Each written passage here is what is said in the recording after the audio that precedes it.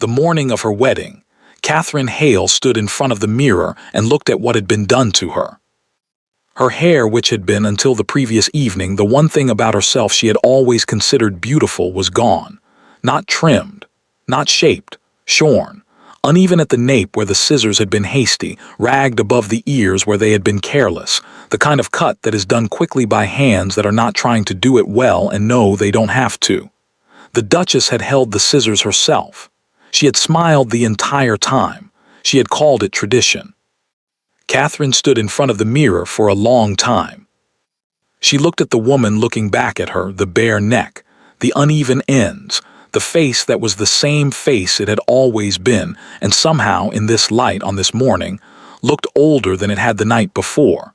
She thought about the carriage waiting downstairs. She thought about the church 3 miles down the road. She thought about Edward Ashworth, 6th Duke of Ashworth, who was at this moment presumably dressing for a wedding he believed was proceeding entirely as planned. She put on her wedding dress. She went downstairs, not because she had no choice. She had choices. She had always had choices. She simply had not, until last night, understood how few of them she had been using. This morning she was going to use one. She was going to walk into that church with her head up and her neck bare and her hair exactly as it had been left, and she was going to look at every person who looked at her, and she was going to understand, from what she saw on their faces, exactly what she was dealing with. Information, she had decided somewhere between the scissors and the mirror, was the beginning of everything. She was going to start collecting it. The invitation had arrived 6 weeks before the wedding. A note from the Duchess of Ashworth, handwritten, correct, warm in the practiced way of a woman who has written thousands of correct warm notes and knows precisely how warm to make each one. It said that it was tradition in the Ashworth family for the bride to spend the eve of the wedding at Ashworth Manor, so that the wedding morning could begin with the full household together. It said that a room had been prepared. It said that Catherine would be most welcome. Catherine had read it twice. She had shown it to her mother, who had said it was a lovely gesture. She had shown it to her father, who had said it was perfectly standard for families of that kind. She had folded it and put it in her writing desk and thought, with the practical instinct she had developed over 24 years of navigating the world with more intelligence than resources.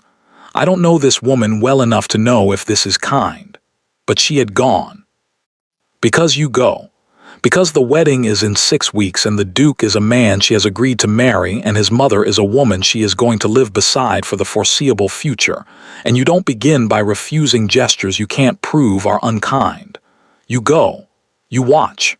You learn. Ashworth Manor was everything she had expected and several things she hadn't. Large, she had expected large.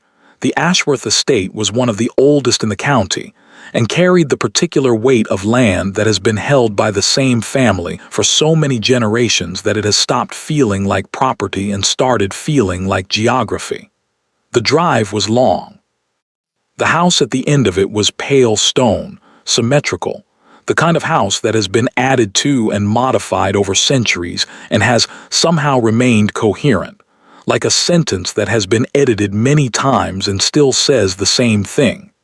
What she hadn't expected was how alive it felt. Fires in every room.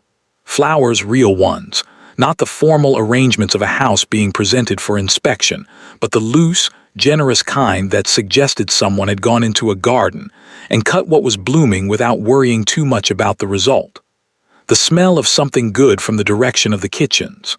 A dog asleep in the entrance hall who opened one eye at Catherine and then closed it again, satisfied. It felt, she thought, like a home. She filed this carefully. Homes had people in them who had made them that way. She wanted to know which person this was. The Duchess met her in the entrance hall. Margaret Ashworth was 61 years old and looked, at first glance, like a woman who had always been comfortable. Not pretty, that was not the word.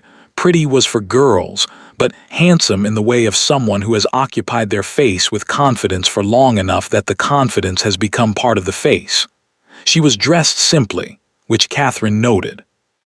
A woman who dressed simply at home and well in public was a woman who understood the difference between performing and being, and knew when each was required. She took Catherine's hands. "My dear," she said, warm, genuine sounding, "I am so glad you've come." She looked at Catherine the way you look at something you have been anticipating, not assessing exactly, but attending to, taking in. Catherine smiled. "Thank you for having me," she said. She looked back. She attended to the Duchess in return. She saw intelligence, certainly. Control, the kind so habitual it had become invisible, the way a hand that is always steering doesn't look like it's steering. Warmth that was present and real, and also, underneath it, purposeful. She filed all of this. She smiled. The evening was pleasant. This was the word Catherine kept arriving at, turning over, finding insufficient but accurate. Pleasant. Dinner was good. The conversation was easy. The Duchess was a skilled conversationalist, curious without being invasive, amusing without performing, the kind of company that makes an evening pass quickly and leaves you feeling you have been well hosted without being quite able to identify any specific thing that made it so. There were no other guests, just Catherine and the Duchess in the small dining room off the main hall, with the good candles and the good wine and the fire doing its warm work in the corner. Edward was not there. "He's at the Pembrokes for the evening," the Duchess said when Catherine arrived and the absence became apparent. "Tradition. The night before the wedding, bride and groom sleep under separate roofs. He'll be at the church tomorrow, of course." A pause, then the warm laugh. "Rather a long night for him, I expect. He's not very patient." Catherine had smiled at this. She had also thought, "I have never seen any evidence of Edward being impatient. But I have not, in the months of our engagement, seen very much evidence of anything. He is a man who reveals himself slowly. Whether this was character or strategy she had not yet determined." After dinner, they sat in the drawing room. The Duchess talked about the wedding, who would be there, the arrangements, the flowers Catherine had chosen, which were apparently causing some consternation with the head gardener who had strong opinions about seasonal appropriateness. She was funny about it. Self-deprecating. She said, "I've learned in 30 years of managing this house that there are precisely 3 people whose opinions about flowers must never be overridden: the gardener, the cook, and the woman who is being married. Everyone else can be ignored." Catherine laughed. She was, she noticed, genuinely enjoying herself. She was also, she noticed, slightly tired. The journey, the evening, the particular effort of being new in a place and attending carefully to everything. "You should sleep," the Duchess said. "Tomorrow is a long day." "Yes," Catherine agreed. She stood. The Duchess stood with her, which was correct, and rang for the maid to show Catherine to her room, which was also correct, and walked with her as far as the foot of the stairs, which was warm. "I'll come and see you in the morning," the Duchess said. "Before you dress, there's something I'd like to do if you'll allow it." "Of course," Catherine said. She did not ask what. Later she would think about this, the not asking. The way the warmth of the evening and the good wine and the practiced ease of the Duchess's company had made the not asking feel like graciousness rather than oversight. She went upstairs. She went to bed. She slept. The Duchess came at 7. Catherine was awake. She was always awake early, earlier than was strictly necessary, the habit of someone who likes the morning before it becomes anything. She was sitting in the chair by the window in her dressing gown, watching the grounds come into focus in the early light, when the knock came. "Come in," she said. The Duchess entered alone. No maid, no tray, no morning tea, none of the apparatus of a morning visit. Just the Duchess in a dark dress, her hair already up, holding something at her side. Catherine looked at what she was holding. Scissors. Long-handled, the good kind, the kind kept sharp. "I won't take long," the Duchess said. She was smiling. The same smile as last night, warm, practiced, genuine-looking. In this family, the night before the wedding or the morning of which we've always found more practical, the bride's hair is cut. She said it the way you say things that are obvious, things that go without saying. It's very old.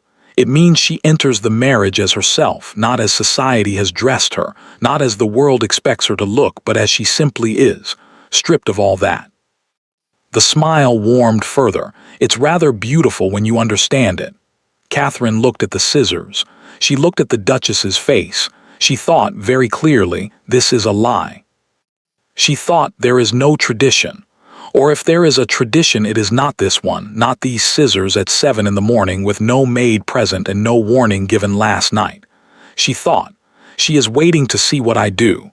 The room was quiet. Outside the grounds were gray-green in the early light, the dew still heavy on the grass, a bird doing something insistent in the oak tree by the wall. Catherine looked at the scissors for one more second. And she would think about this moment for a long time afterward, would turn it over and examine it and try to understand what had made her do it. She made a decision. Not the decision that fear would have made. Not the decision that pride would have made. The decision that information required. I want to see, she thought, exactly what this woman will do when I let her. She sat down in the chair. She said, "Of course." The Duchess moved quickly. That was the first thing Catherine noted, the efficiency of it. No ceremony, no ritual, none of the slowness that an actual tradition would have carried. She moved like a woman who had something to accomplish before she was interrupted, and the scissors were cold against Catherine's neck, and the sound they made was the sound of something being decided, and it took less than 2 minutes, which was itself the information Catherine needed. 2 minutes, she thought, as the hair fell. A real tradition would have taken longer. She sat very still. She kept her eyes forward on the window, on the gray-green grounds and the oak tree and the persistent bird. She did not look at the Duchess's face, because she knew what she would find there, and she did not want to give her the satisfaction of being looked at. She sat still, and she felt the scissors, and she thought, note everything. The unevenness, the speed, the deliberate roughness at the nape. She could feel the difference. The places where the scissors had been careful and the places where they had not, and the places where they had not were not accident. Note it, she thought, all of it. When the scissors stopped, the Duchess stepped back. There, she said, the warm voice, the warm smile. You look, a pause, honest. Catherine turned her head slightly. She looked at the mirror on the wall, not standing, not making it a performance, just the slight turn of someone checking. She saw. She turned back to the window. Thank you, she said. Her voice was entirely steady. The Duchess left. Catherine sat in the chair for a while after she had gone. She looked at her hands in her lap. She looked at the hair on the floor, more than she had realized, more than it had felt like while it was happening. A considerable amount of hair lying on the dark floorboards in the early morning light. She thought about what she had just allowed. She thought about why. She thought about the smile and the scissors and the 2 minutes and the word honest said in the voice of a woman who had just done something dishonest and found it satisfying. She thought about Edward at the Pembrokes' house, presumably sleeping, unknowing. She thought about the church 3 miles down the road. She thought about the dog in the entrance hall and the fires in every room and the flowers cut without worrying about the result and all the warmth of the previous evening that had been real. She was certain it had been real. It was too consistent, too present, too much of a piece with itself to be entirely manufactured. And she thought, this house is a home, and this woman has been its only inhabitant for 30 years. And last night she was kind to me, and this morning she took scissors to my hair and called it tradition.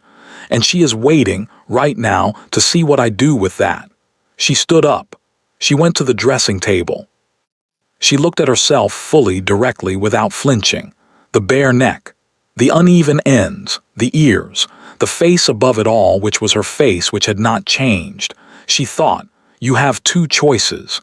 You can walk into that church looking like what she made of you, or you can walk into that church looking like what you decided. She picked up the small brush on the dressing table and smoothed what remained into the best order it would go. She thought, those are not different choices. What she made of you and what you decide on this morning are the same thing. She cut your hair. You are going to walk in anyway, and you are going to watch every face in that room, and you are going to understand exactly what you married into, and then you are going to deal with it. She set the brush down. She rang for her maid. She put on her wedding dress. She did not look at the hair on the floor again.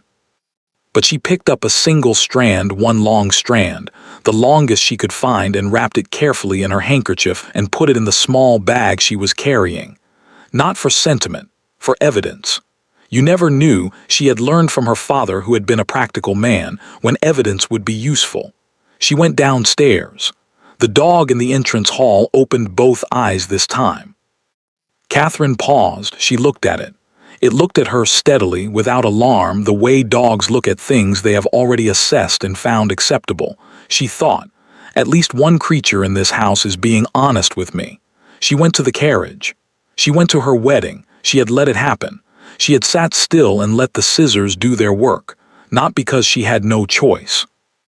Because she had decided, on a gray morning with hair on the floor and a bird in the oak tree and the smell of someone else's house around her, that the most dangerous thing she could do was let this woman believe she had won, and then prove, slowly and completely and without a single raised voice, that she hadn't.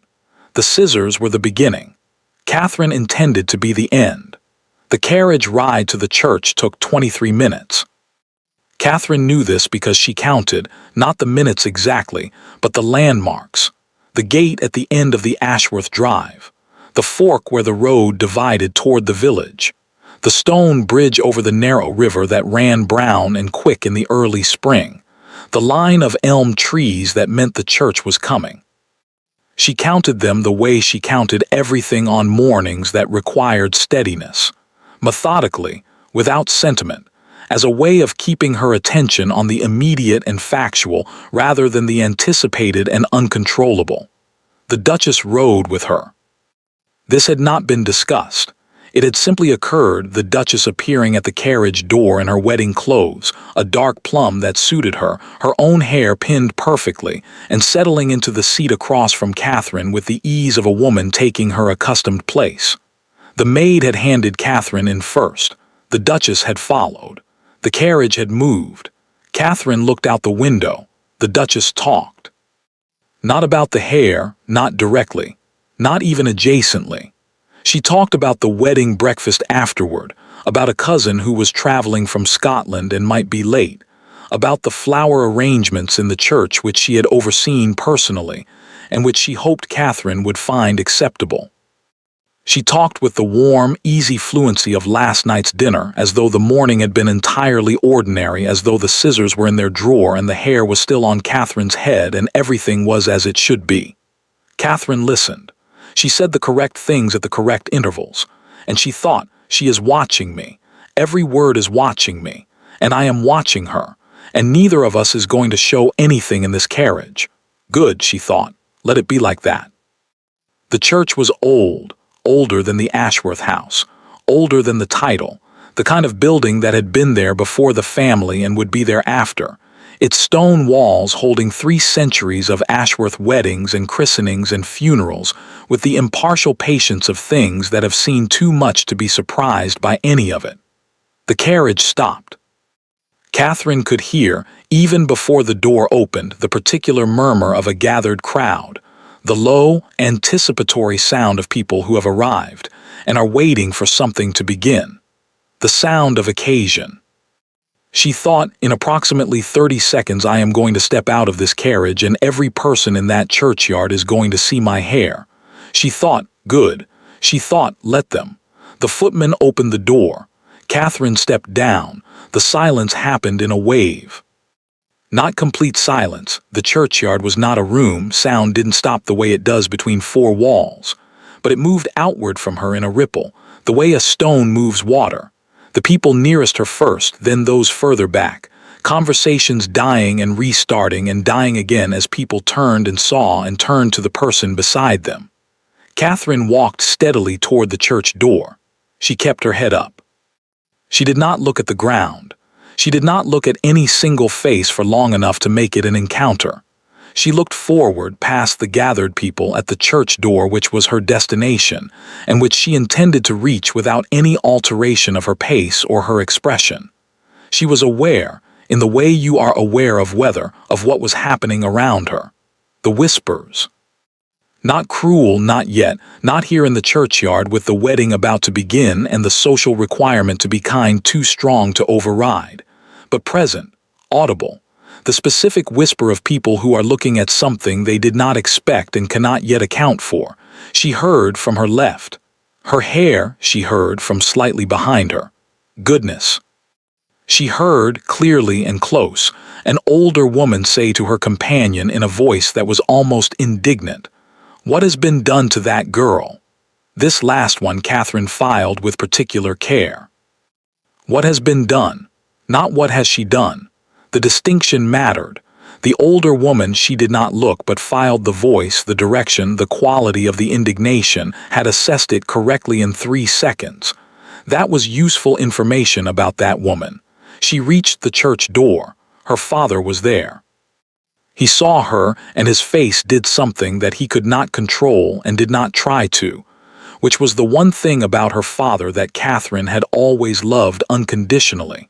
He was not a man who managed his face. What he felt arrived on it immediately and completely, without filter. What arrived now was shock, and then, moving across it too quickly to be stopped, a fury so clean and so total that it was almost beautiful. He knew. He had not been told. He had not expected it, but he looked at his daughter's hair and he knew, immediately, completely, without needing to be informed, what had happened and who had done it. His hands, Catherine noticed, were very still at his sides, the stillness of a man keeping himself in place by deliberate effort. "Catherine," he said. "Papa," she said. A pause, brief, complete, everything in it. He offered her his arm. She took it. They walked into the church. The church was full. 200 people, the Ashworth family, the Hale family, the county families who attended these things as a matter of social fabric, the neighbors and the distant relations, and the people whose connection to either family was tenuous enough that Catherine had not been entirely sure why they were invited and had understood upon asking that they simply were, that this was how it was done. 200 people, and Catherine walked up the aisle on her father's arm and felt the wave move ahead of her again, the same ripple as the churchyard, the conversations dying and the heads turning and the whispers beginning. She looked forward. She looked at the altar. She looked, because she could not look at Edward. He was standing at the altar with his back partly to her, the standard position, the groom not turning until the bride is close, the convention of not looking until the moment requires it. But someone near him must have made a sound, or he must have felt the change in the room's attention, because he turned before she was halfway up the aisle. He turned and he looked at her. Catherine had been preparing herself, in the 40 steps between the church door and the halfway point, for what she might see on his face. She had considered the possibilities with the practical thoroughness she applied to unpleasant problems. She had considered, foreknowledge, the expression of a man who had been told what to expect and had composed himself accordingly, the controlled neutrality of someone performing surprise they do not feel. She had considered indifference, the possibility that he had known and had not thought it worth mentioning, had decided it was his mother's business and therefore not his, the expression of a man who has delegated and is not troubled by what the delegation produced. She had considered complicity of the comfortable kind, not planned, not desired, but enabled, the expression of a man who had known what his mother was capable of and had brought a woman into her reach anyway and had chosen not to think too hard about what that meant. She had been prepared for all of these. She had not been prepared for what she actually saw.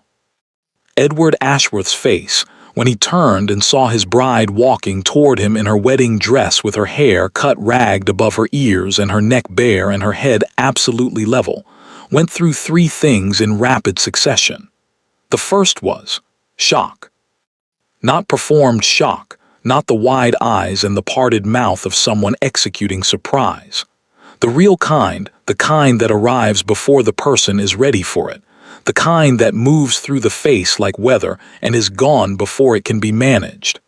Catherine had been watching faces her entire life, and she knew the difference between the two, and this was real.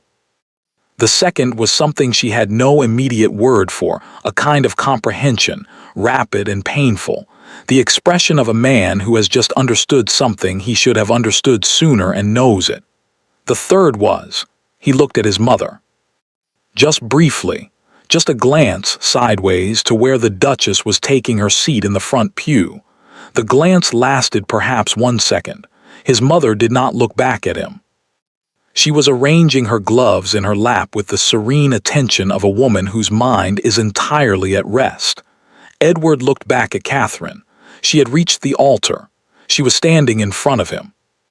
She looked at his face, directly, completely, with the full attention she had been collecting and directing all morning, and she looked for the thing that would tell her what she most needed to know. Did you know? Not about last night. She already knew he hadn't known about last night. The shock had been real, she was certain of it. But did you know what she was? Did you know what you were bringing me into? Did you stand at this altar and know and come anyway and tell yourself it wasn't your business? She looked. She looked for a long time. He held her gaze, did not look away, did not manage his expression into something more comfortable, did not perform the assured calm of a duke at his own wedding. He looked back at her with the same unguarded thing he had not been able to control when he first turned, and in it she saw, alongside the shock, alongside the comprehension, something that was, she thought, the beginning of shame, not guilt. Guilt was about actions. Shame was about understanding what the actions meant. He was beginning to understand what the actions meant. Good, she thought. That is the right place to start. She turned to face the altar.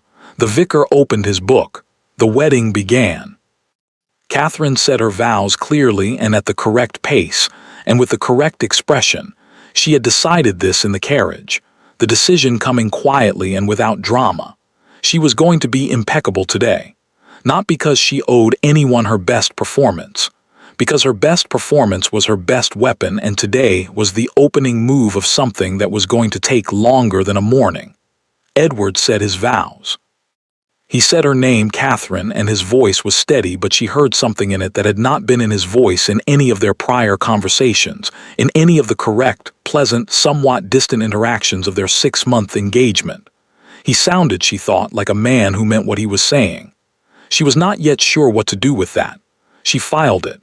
When it was done and they turned to walk back down the aisle, Edward offered her his arm. She took it. They walked. The 200 people stood, and there was applause, genuine, warm, the sound of an occasion resolving into its expected form. And Catherine looked forward and walked at the correct pace and was aware, peripherally and precisely, of the faces they passed. Most of them were looking at her hair. Some with pity, some with confusion, some with the careful blankness of people who have understood something uncomfortable and are deciding not to show it. And some, a handful, the ones she filed most carefully, with something else. Something sharp and knowing, the expression of people who have seen this before or suspected this was possible and are watching to see what the young woman at the Duke's side is going to do about it. Those were the faces she wanted. Those were the people she was going to need. She noted each one. She walked on. Outside in the churchyard in the thin spring sunshine, she stood beside her husband for the first time and received the congratulations of 200 people, and she smiled, and she was gracious, and she remembered every face that had looked at her with that sharp, knowing expression. There were 7 of them. 7 was enough. 7 was, in fact, more than she had hoped for. The Duchess appeared at her elbow at some point during the receiving, materializing with the smooth ease of a woman who knows how to move through a crowd without appearing to navigate it. She took Catherine's hands again, as she had in the entrance hall the night before. "My dear," she said, the warm voice, the warm smile. "You look," a pause, "exactly as calculated as the one that morning. Radiant." Catherine looked at her. She smiled, the correct, warm, gracious smile of a new bride receiving her mother-in-law's congratulations. "Thank you," she said, "for everything." The Duchess held her gaze for a moment. Something moved in it, just briefly, just a flicker. the faintest recalibration of a woman who had expected something other than this, and was not yet certain what to make of what she had received instead. Then the warm smile returned, complete and practiced. "Of course," the Duchess said. She moved on. Catherine turned to the next face, the next congratulation, the next correct smile. Beside her, Edward was very still for a moment. Then he leaned, almost imperceptibly, slightly toward her. He said nothing. But she felt it, the slight shift of his weight, the almost movement, the thing that was not quite a gesture and was more than an accident. She filed it. She smiled at the next face. She was, she thought, going to be very busy in the coming months. She found she did not mind at all. The wedding was over. The marriage had begun. The Duchess had smiled at her all day, and Catherine had smiled back warmly, graciously, without a single crack. Which was, she had decided somewhere between the elm trees and the church door, exactly how you begin. Not with anger, not with tears, with patience, and a very good memory. Ashworth Manor in the first weeks of marriage was exactly what Catherine had expected, and nothing like what she had prepared for. She had prepared for hostility. She had prepared for the cold shoulder, the pointed exclusion, the small daily cruelties that a woman in the Duchess's position could deploy with perfect deniability. The kind of treatment that leaves no mark because each individual instance is too minor to name, and the accumulation of them is too diffuse to prove. She had prepared herself for this the way you prepare for whether you know is coming, practical, clear-eyed, dressed for it. What she had not prepared for was warmth. The Duchess was warm.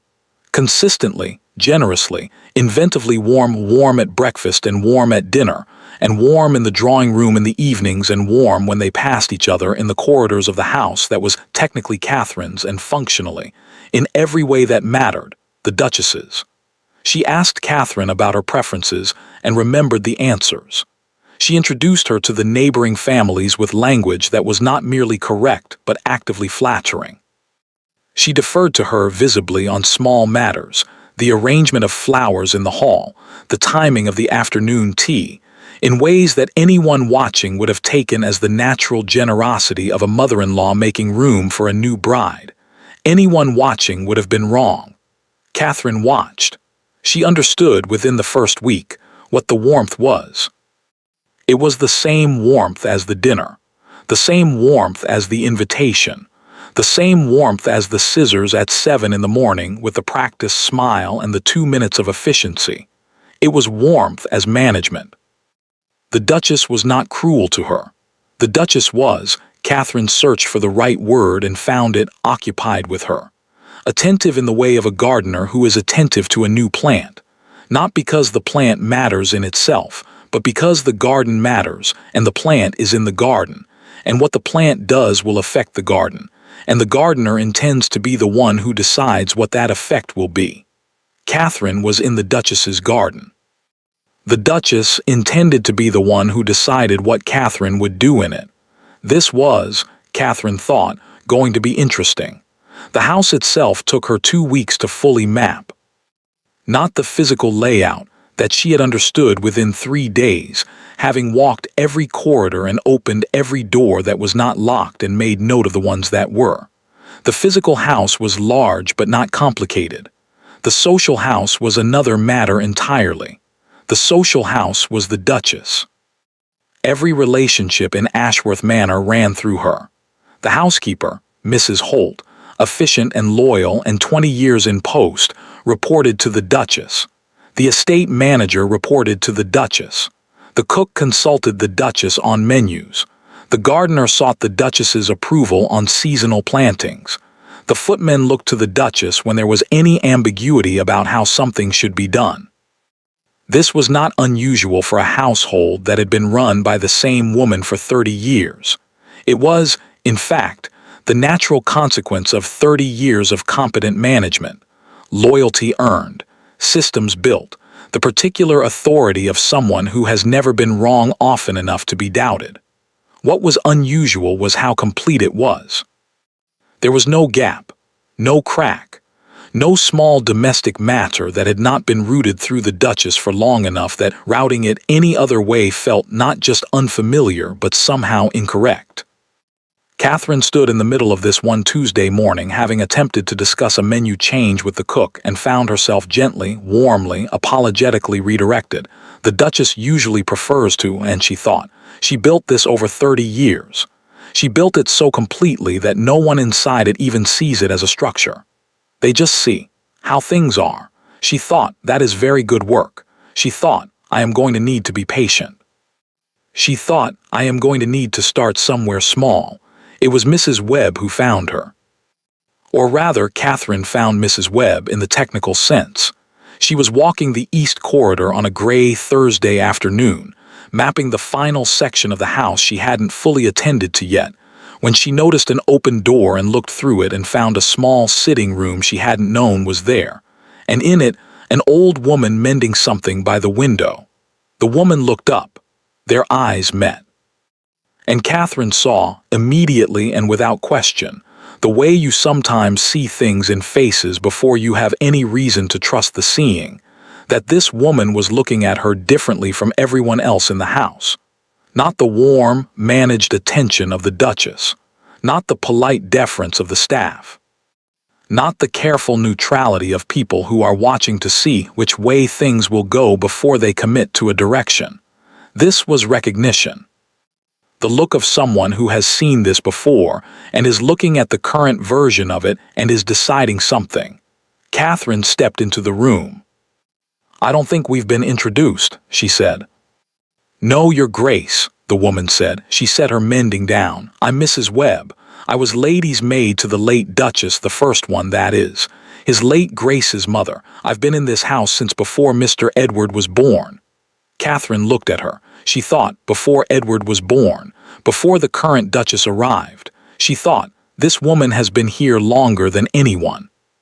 She thought, she is looking at me like someone who has been waiting for a particular conversation, and is not certain it is going to come, and is deciding whether to begin it herself. May I sit down? Catherine said. Mrs. Webb gestured to the chair across from her. Catherine sat. They talked for an hour. Mrs. Webb did not volunteer everything at once. She was, Catherine quickly understood, a woman who had learned caution the way you learn it in a house where information is currency. Carefully, over time, with a precise understanding of what each disclosure cost and whether the cost was worth it. She talked first about the house, the history of it. The late Duke, Edward's father, dead 12 years, who had been, by Mrs. Webb's measured account, a man of large appetites and variable judgment who had nonetheless genuinely loved the estate and the people on it, who had been, in his way, a good duke if not a consistently good man. She talked about Edward as a boy, briefly, carefully, with the warmth of someone who had cared for him and the caution of someone who understood that she was talking to his wife. She talked about the late Duke's first wife. She said her name only once, Emma. Emma had come to Ashworth Manor at 22, the daughter of a good family fallen on difficult times, in an arrangement not entirely unlike Catherine's own. She had been, by Mrs. Webb's account, an intelligent woman, a warm woman, a woman who had come into the house with every intention of making it hers. The Duchess had been there.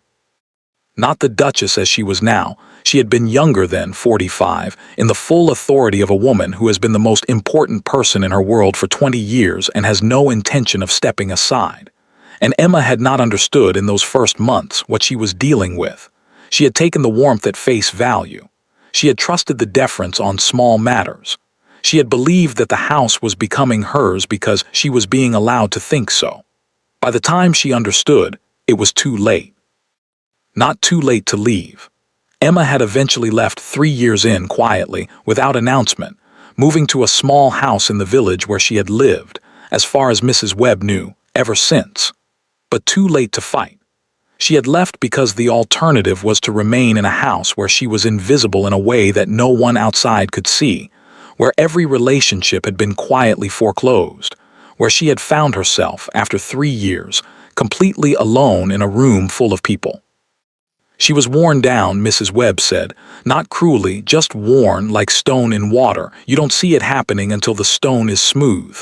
Catherine listened to all of this. She asked, "Did anyone help her?" Mrs. Webb looked at her hands. "No," she said. "No one knew how." Did she ask? A pause. She didn't know she could. Catherine looked at the window. The gray afternoon outside.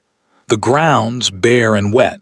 The elm trees at the far edge of the park, standing in the particular stoic patience of things that have weathered many winters and expect to weather more. "Where is she now?" she said. 3 miles from here," Mrs. Webb said. "Linton Cottage, past the south gate. She never left the county." Catherine turned to look at her. She stayed. "She had nowhere else to go," Mrs. Webb said. "And I think," she paused, "I think she couldn't quite leave, even after everything. The house does that to people sometimes, gets into them." Catherine looked back at the window. She thought about a woman who had been worn smooth like stone in water, who had stayed 3 miles away for how many years? 10, 12. Close enough to see the chimneys of Ashworth Manor on a clear day, far enough to be forgotten. She thought, "I am not going to be forgotten," she thought, "but I need to understand what I'm dealing with before I can do anything about it." She turned back to Mrs. Webb. "You said the Duchess's power in this house has limits," she said. "Legal limits." Mrs. Webb looked at her sharply. "I haven't said that yet," she said. "No," Catherine said, "but you were going to." A long pause. Then Mrs. Webb smiled, small, private. The smile of a woman who has been waiting a long time to have this conversation, and is finding it more satisfying than she had expected. "There are documents," she said, "from when the late Duke died. The house, the estate, the management of the household, it passes to the Duke's wife. Not his mother, his wife." She paused. "The current Duchess manages this house by custom, by habit, by 30 years of everyone believing that this is simply how things are." Another pause. "Not by right." Catherine looked at her. "Does she know that I know this?" she said. "No," Mrs. Webb said. "No one has told you. I'm telling you now." "Why now?" Mrs. Webb looked at her steadily. "Because you came to church with your head up," she said. "Emma cried in the carriage." A pause. "I've been waiting 11 years for someone to come to that church with their head up." Catherine left the small sitting room an hour later with 3 things. The first was the name of the solicitor who had handled the late Duke's estate documents and who, Mrs. Webb believed, still held copies of the relevant papers. The second was Emma's address. Linton Cottage, past the south gate, 3 miles. The third was something harder to name, a quality of clarity, of confirmed direction, that she had been working toward since the morning of the scissors, and had not quite arrived at until now. She had been right about what she was dealing with. She had been right that it required patience and information, and the precise, careful building of something to replace what the Duchess had built. What she had not known until Mrs. Webb was that there was a foundation already there, that the house itself, legally, structurally, on paper, belonged to Catherine's position within it.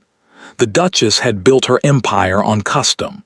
Custom could be changed. That evening at dinner, the Duchess talked about a lunch she was planning for the following Wednesday, the neighboring families, the usual faces, the kind of event she had been hosting since before Catherine was born, and which she described, warmly and naturally and without any consultation, as our Wednesday lunch, the possessive pronoun folding Catherine in without offering her any actual role in it. Catherine listened. She said, "I'd love to help with the arrangements." The Duchess smiled. "Of course, my dear. I'll let you know how you can be useful." Catherine smiled back. She thought about useful. She thought about the documents in the solicitor's office. She thought about Emma at Linton Cottage, 3 miles away, worn smooth like stone in water. She thought, useful is not what I intend to be, but she said nothing. Not yet. She was building something. And the thing about building, the thing her father had taught her, the thing she had always known, was that you did not begin with the walls. You began with the ground. She was learning the ground. She was almost ready. The house was the Duchess's, in every way that people could see.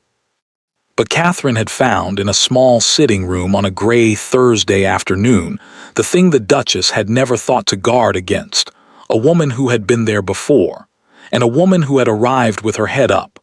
The ground was shifting. The Duchess just didn't know it yet. The first real conversation happened on a Wednesday evening, 3 weeks into the marriage. Not the first conversation. They had been conversing since the engagement, correctly and pleasantly, the way two people converse when they are performing the appropriate relationship rather than inhabiting it. Catherine had learned, in 6 months of engagement and 3 weeks of marriage, that Edward Ashworth was a man who could sustain a conversation about almost anything for almost any length of time, without revealing a single thing about himself that he had not decided, in advance, to reveal. This had not been carelessness. She understood that now. It had been practice. The Wednesday evening began ordinarily enough. Dinner, the three of them, it was always the three of them, which was itself a thing Catherine had filed without yet addressing. The Duchess at the foot of the table, Edward at the head, Catherine between them in the geographic and social position of someone whose exact role in the household had not yet been determined, and who was therefore placed, by default, in the middle of everything and the center of nothing. The Duchess talked about the Wednesday lunch, which had been a success. She talked about a letter from a cousin. She talked about the East Garden Wall. Catherine noted this.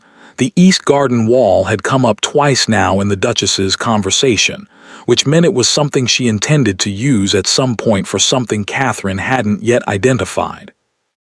Edward contributed where contribution was expected, and was otherwise quiet in the particular way he was quiet at dinner, present, attending, giving nothing.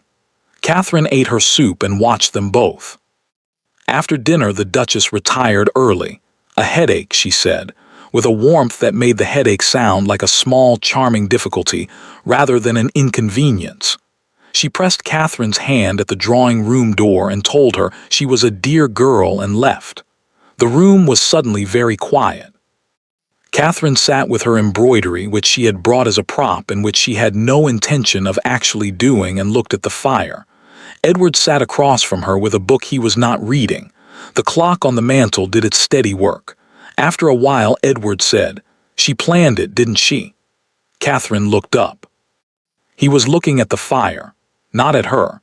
His face was in profile, and in the firelight she could see the particular quality of stillness she had observed at the altar, the stillness of a man keeping himself in place by deliberate effort.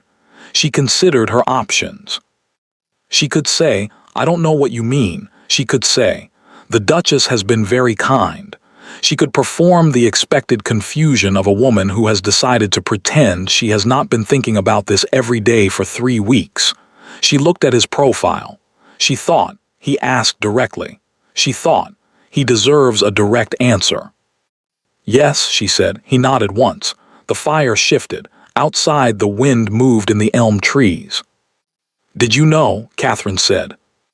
Not the larger question, not yet, not the one she had been holding since the church. The specific one, the contained one, the night before the wedding and the scissors and the 7 in the morning. "No," he said, "not that specifically." He paused. "But I'm not going to tell you I'm surprised, and I'm not going to tell you I couldn't have predicted something like it, because I could have. I know what my mother is capable of." He stopped. "I chose not to predict it." Catherine looked at him. "Why?" she said. He was quiet for a long moment. "Because it was easier," he said. "Because not predicting it meant I didn't have to do anything about it. And I have spent," he stopped, tried again. "I have spent a considerable portion of my life not doing things about my mother because the things she does are never quite bad enough in any single instance to justify the difficulty of addressing them." He paused. "Until they are." The last 2 words landed differently from the rest, heavier, more considered. The words of a man who has arrived at a conclusion he has been avoiding and has stopped avoiding it. "I see," Catherine said. "I don't expect you to find that acceptable," he said. "No," she said, "it isn't acceptable." He nodded again, the same single nod as before. The nod, she was beginning to understand, of a man absorbing something he has decided not to deflect. "I know," he said. They sat with that for a while. The fire, the clock, the wind in the elm trees, the book in his hands that neither of them was pretending he was reading anymore. Catherine thought about what Mrs. Webb had said. Emma didn't know she could ask. She thought about the first wife in Linton Cottage, 3 miles away, worn smooth and close enough to see the chimneys on a clear day. She thought about the wedding and the 7 faces and the sharp, knowing eyes of people who had understood something immediately. She thought, "I am not going to do this the way Emma did it." She thought, "And I cannot do it without him."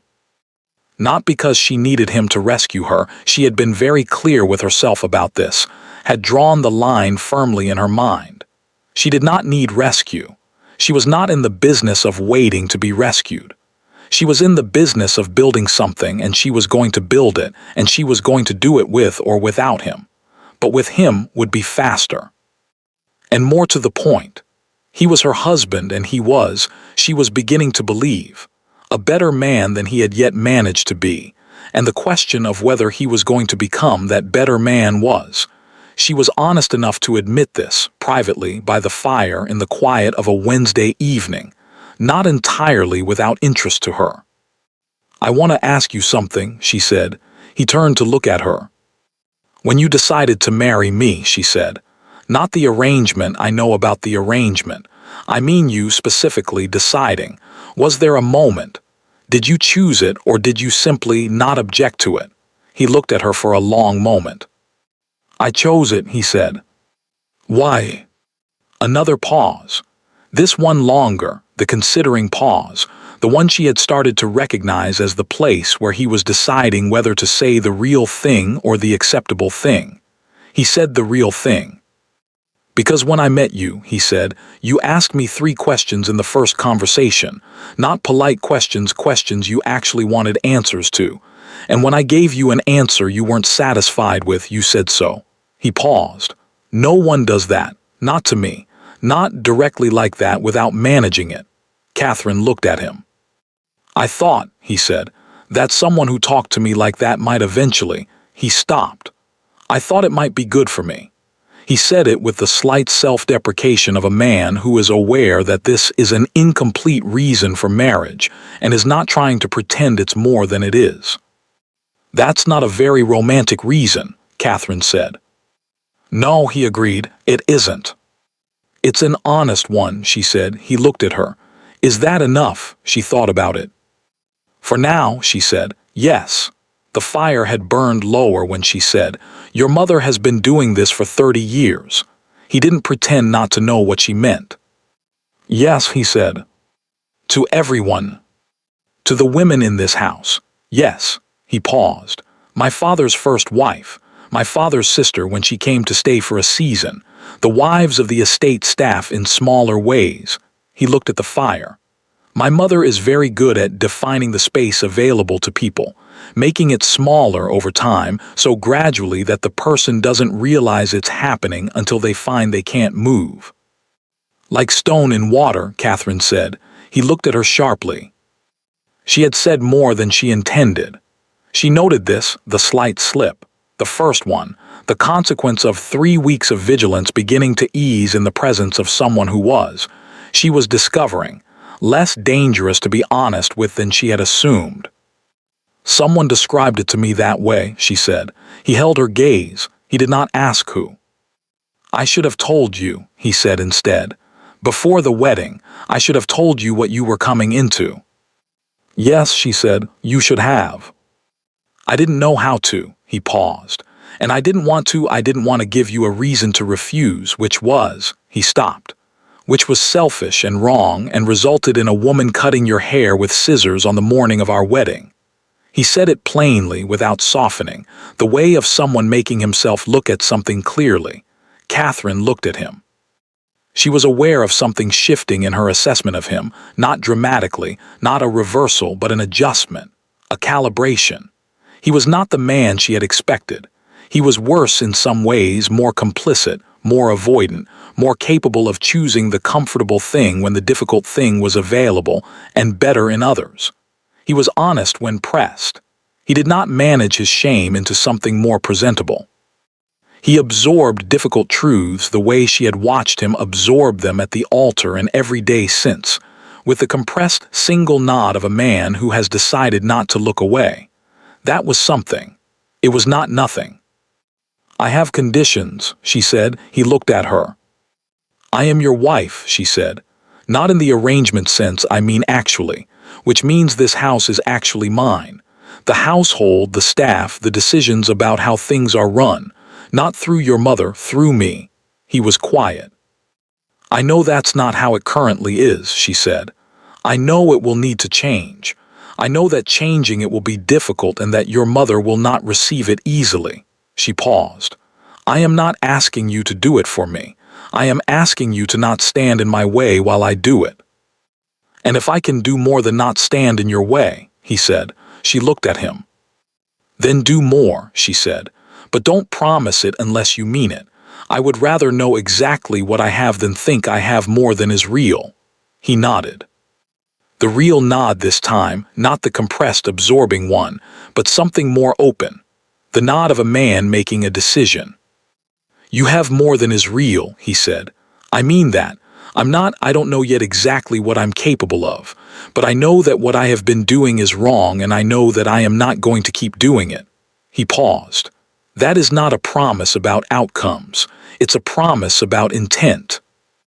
"Intent is where it starts," Catherine said. "Yes," he said. She looked at the fire. She thought, he is going to disappoint me at some point. He is going to choose the easy thing when the difficult thing is what's needed, because that is what he has always done and it is not a habit that breaks in a single evening. She thought, I know that. I am accounting for it. She thought, he is also sitting here at 10:30 on a Wednesday having this conversation instead of managing his way out of it, which is new, and which is something. "There's something I need to do tomorrow," she said. "Alone. I'm going to take the small carriage and go out in the morning and I won't be back until afternoon." He looked at her. She could see the question on his face, where, why, and she watched him decide not to ask it. "All right," he said. "Thank you," she said. She picked up her embroidery. He picked up his book. They sat together by the fire for another hour, and it was not the silence of distance, and it was not yet the silence of comfort, but it was something in between, something with potential in it, something that was, she thought, the very earliest beginning of what she had meant when she wrote in her journal. He looks at rooms. What she had not written, what she had not let herself write, what she was beginning to believe might be true, was the thing she had seen at the altar and seen again tonight. He is learning to look at people. Slowly, imperfectly, but learning. She went to bed that night and lay in the dark and thought about Emma at Linton Cottage and the solicitor's documents and the 7 faces at the wedding and the ground she had been building on for 3 weeks. She thought, tomorrow. She thought, it starts tomorrow. She thought very quietly in the dark about the nod he had given her when she said intent is where it starts. She thought, yes, it is. He was not the man she had feared. He was not yet the man she needed. But between those two things, in the space of a Wednesday evening and a fire burning low and a book neither of them was reading, something had been established. Not trust, not yet, but the ground that trust requires. That was enough. For now, that was exactly enough. Linton Cottage was 3 miles from Ashworth Manor by the road and 2.5 by the path through the south gate, which Catherine took because it was faster, and because she did not want to be seen on the main road in the Ashworth carriage by anyone who might mention it to the Duchess before she was ready for that conversation. She had thought about this carefully the night before. She had thought about it the way she thought about all the things that required precision methodically, from multiple angles, with particular attention to the places where something could go wrong. She had told Edward she was going out alone, and he had not asked where. She had told the housekeeper she wanted the small carriage, and Mrs. Holt had arranged it with the efficient neutrality of a woman who had not been told she couldn't. She had left the house at 9:30, before the Duchess came down for breakfast. She had not told anyone where she was going. She did not know precisely what she was going to find. The south gate was iron, old, the kind that has been opened and closed for so many years that the motion is worn into it. It swung with the ease of something that has never stopped being used. Catherine passed through it and took the path that curved south and then west through the edge of the Ashworth parkland, past the old ice house and the stand of silver birches that were just beginning to think about spring, and emerged after 20 minutes onto the narrow lane that ran between two farms and eventually, after another mile, arrived at a cluster of low stone buildings that was, by any measure, a village only by the most generous interpretation of the word. Linton was 4 houses, a church smaller than Ashworth's private chapel, and a post office that was also, apparently, a bakery. The smell of bread reached her before the buildings did.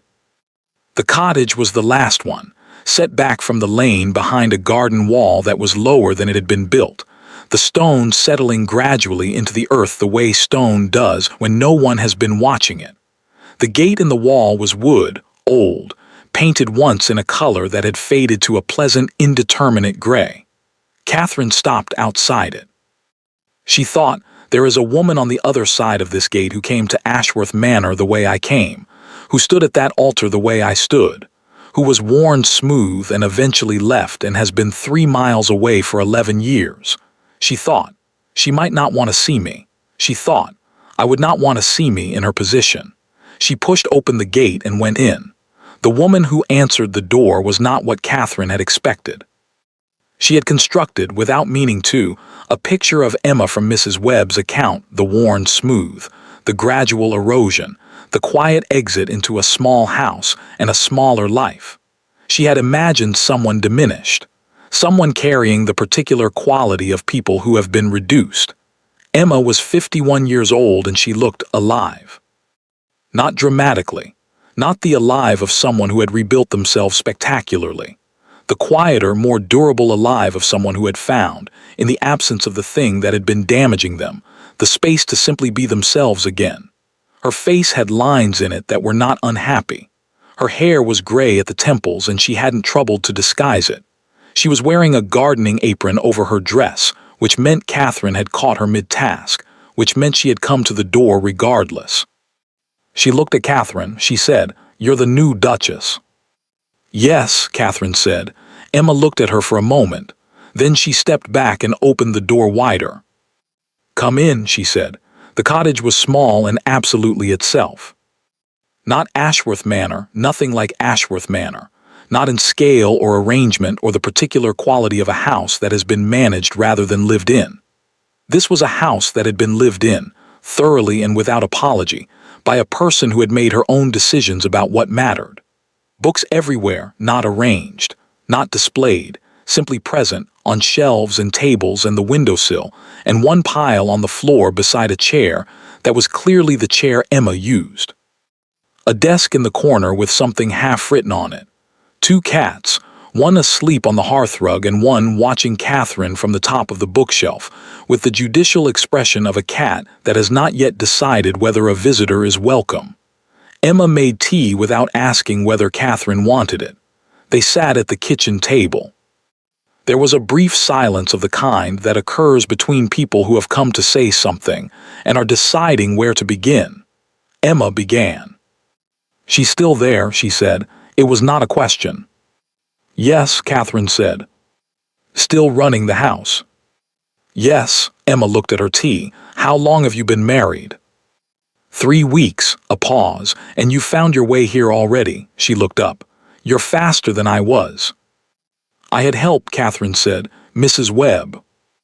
Something moved across Emma's face, brief, warm, the expression of someone hearing a name they associate with genuine kindness. "She's still there too," she said. Not a question either. "Yes," Catherine said. "She's been there since before Edward was born." "She was kind to me," Emma said, "in the ways she could be, which weren't very many given the circumstances." She paused.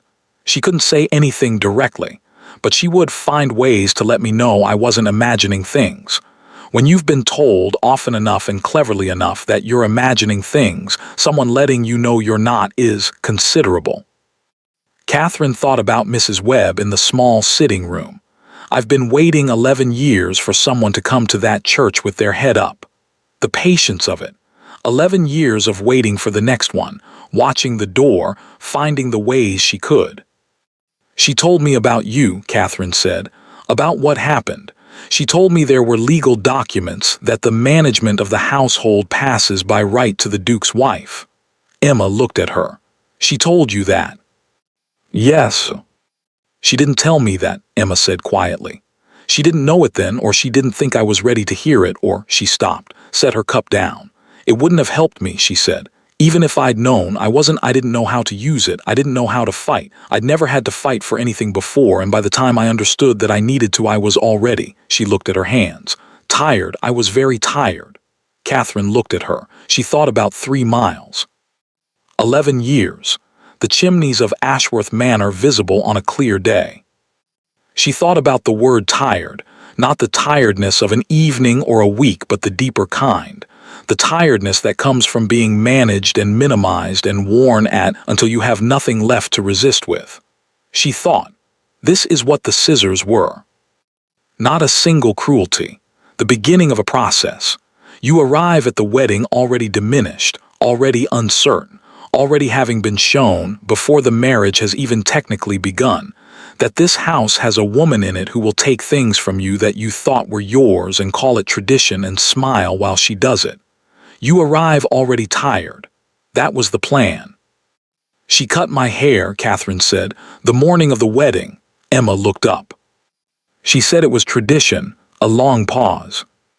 She told me, Emma said slowly, that my dress was wrong the night before, that the color was unlucky in this family and she had something else I could wear. She paused. It was gray, plain gray, like a servant's Sunday dress. She had it laid out and waiting, and she was so certain, so warm, so genuinely kind-seeming about it that she stopped. I wore it. I wore gray to my own wedding because she told me to, and I didn't yet know how to say no to her. The kitchen was very quiet. One of the cats jumped down from the bookshelf and walked to the door and sat looking at it, as cats do, as though outside had become suddenly interesting, and it was waiting for someone to notice. She finds the thing, Emma said, the one thing you have, and she takes it, not to be cruel or not only to be cruel, to show you at the beginning what the shape of things is, that she is the one who decides what you have and what you don't. She looked at Catherine. For me it was the dress, for you it was your hair. Yes, Catherine said. And what did you do? Catherine looked at her. I went to the church anyway with my head up. Emma held her gaze for a long moment, then she said, Good. They talked for 2 hours. Emma talked about the 3 years at Ashworth Manor the way you talk about something that happened in another life. Not without feeling, but with the distance of someone who has had enough time to see the shape of it rather than just the inside. She was precise and unsentimental in a way that Catherine recognized as the product of long private thinking. The kind you do in a quiet cottage with cats and books, and the distance of 11 years.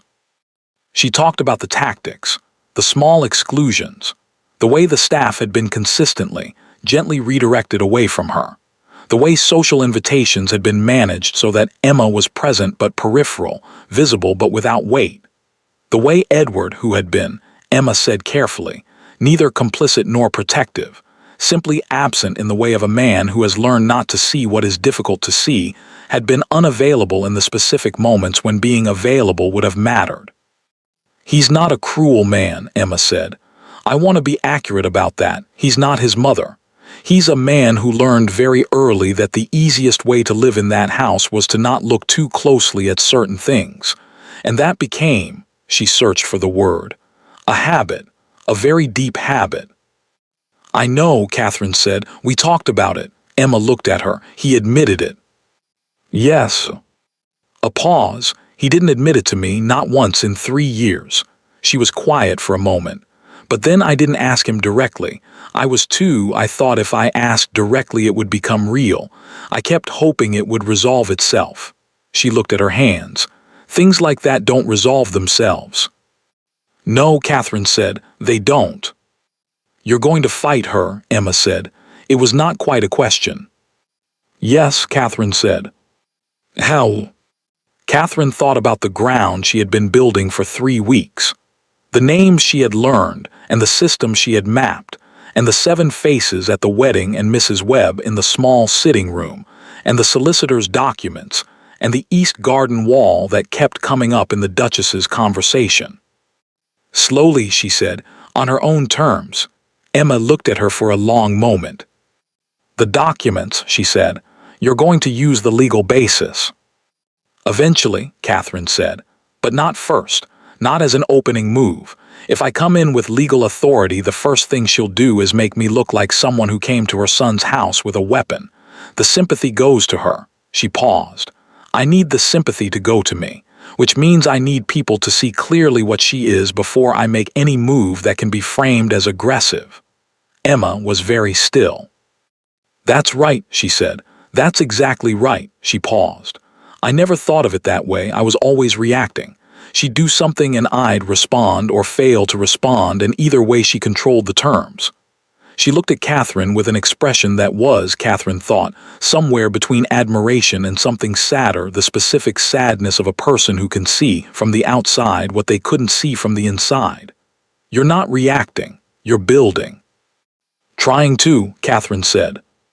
You're doing it, Emma said. Coming here is part of it. Yes, Catherine said. I needed to understand what I was dealing with, the full shape of it, not just my 3 weeks of it. And now you do. Yes, Catherine paused. I also came because she stopped. Emma waited. I came because I wanted you to know, Catherine said, that someone is there now, that I know what happened to you and I know whose fault it was, and I'm not going to pretend it was nobody's fault because it's more comfortable that way. She paused. And because I thought there might be things you know that I don't, about the house, about her, things that would. Help you, Emma said. Help both of us, Catherine said. Emma looked at her.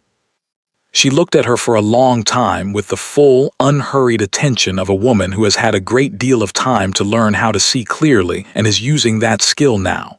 Then she got up. She went to the desk in the corner. She came back with a small notebook, old, the cover worn, the pages dense with handwriting. She set it on the table between them. I kept notes, she said, from the 3 years, every incident, every tactic, every person who helped and every person who didn't, and why. She paused. I kept them because I thought someday they might be useful to someone. I've been keeping them in that desk for 11 years waiting to find out who. Catherine looked at the notebook. She thought about 11 years. She thought about a woman who had been worn smooth and had come to a cottage 3 miles away and had kept notes, just in case, for someone she didn't know yet. She looked up at Emma. Thank you, she said. Emma pushed the notebook across the table. Use it well, she said. Catherine left Linton Cottage at 12:30 with the notebook in her bag, and 3 things she had not had when she arrived. The first was the full shape of what she was dealing with, not just the 3 weeks of her own experience but 11 years of Emma's before it, precise and documented and organized by a woman who had, in the quiet of her cottage and the long years since, become an extraordinary observer of the things she had survived. The second was a name, a woman at the neighboring estate, Lady Forsyth, whose sharp knowing eyes Catherine had noted at the wedding, who had, according to Emma's notes, been watching the Duchess for 20 years with the patient attention of someone who has been waiting for an opportunity and has not yet found one she was confident enough to use. The third was harder to name than the other 2. She walked back through the south gate and along the path through the parkland, and she thought about Emma at the kitchen table with her cats and her books and her gardening apron and her 11 years of notes. She thought about the dress, gray, like a servant's Sunday dress, and the wedding Catherine hadn't seen but could picture completely. She thought, she is all right. Not all right in the sense of unharmed. She was harmed. The harm was visible in the particular way she talked about the 3 years, the precision of it, the distance she had needed to develop to be able to speak about it at all. but all right in the sense of herself.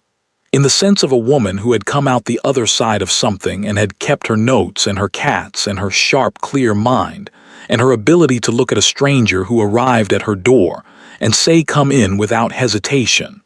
The Duchess had not succeeded. She had driven Emma out, but she had not diminished her. Emma had taken herself somewhere small and quiet and had simply continued being Emma, which was, Catherine now understood, a considerably more formidable thing than the Duchess had apparently anticipated.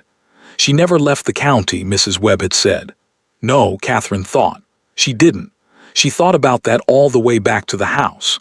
She returned to find Edward in the entrance hall.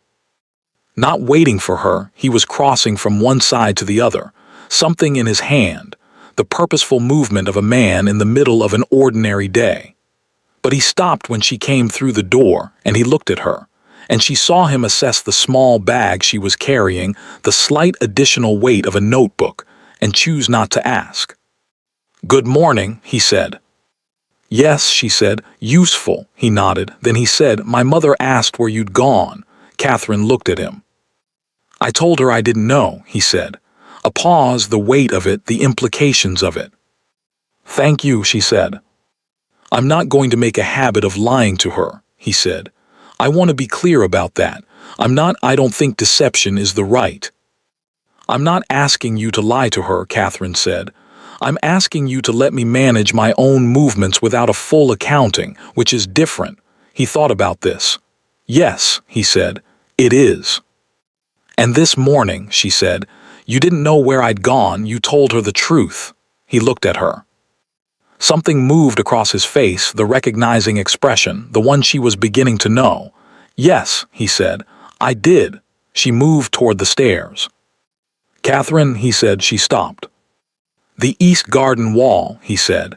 "My mother mentioned it this morning. She said she wanted to discuss restoring it, taking on a mason, the cost of the work, whether to expand the kitchen garden while the wall is being." He stopped. He was looking at her with the particular expression of a man who has just, in the middle of a sentence, understood something he did not understand when he began it.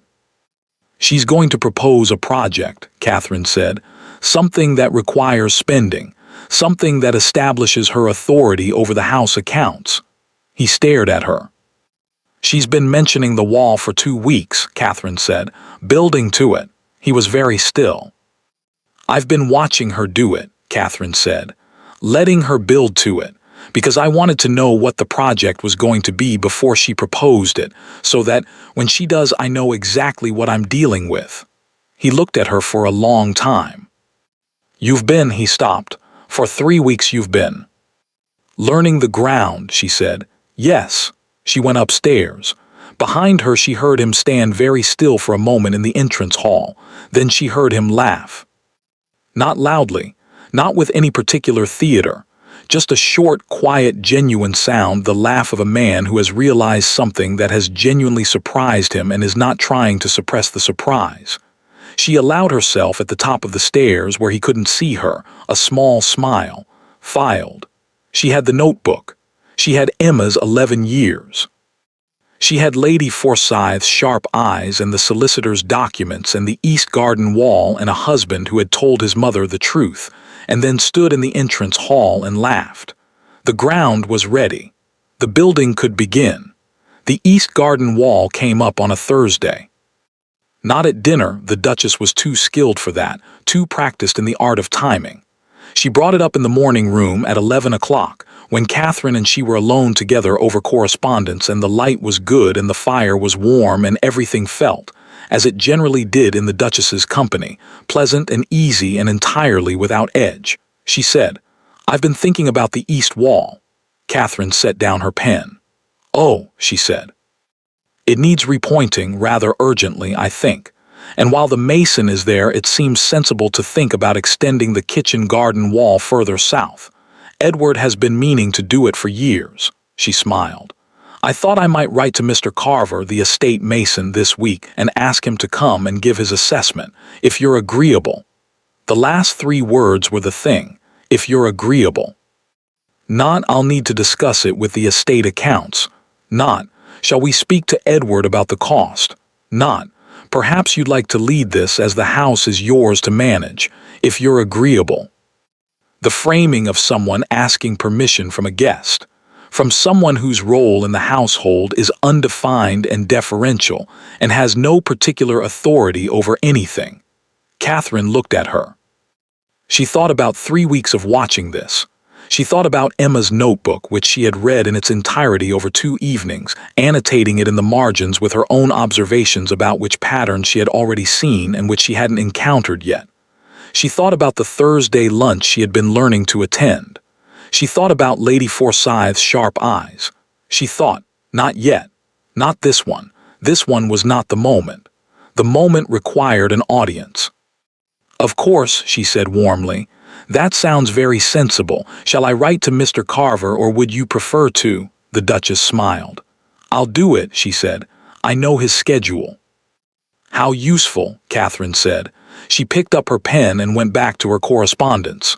The moment came 3 weeks later. It came, as Catherine had arranged it to come, not by chance, not by fortune, but by the specific and patient work of someone who had been building toward a particular configuration of people in a particular room for the better part of a month. It came at the Ashworth Thursday lunch.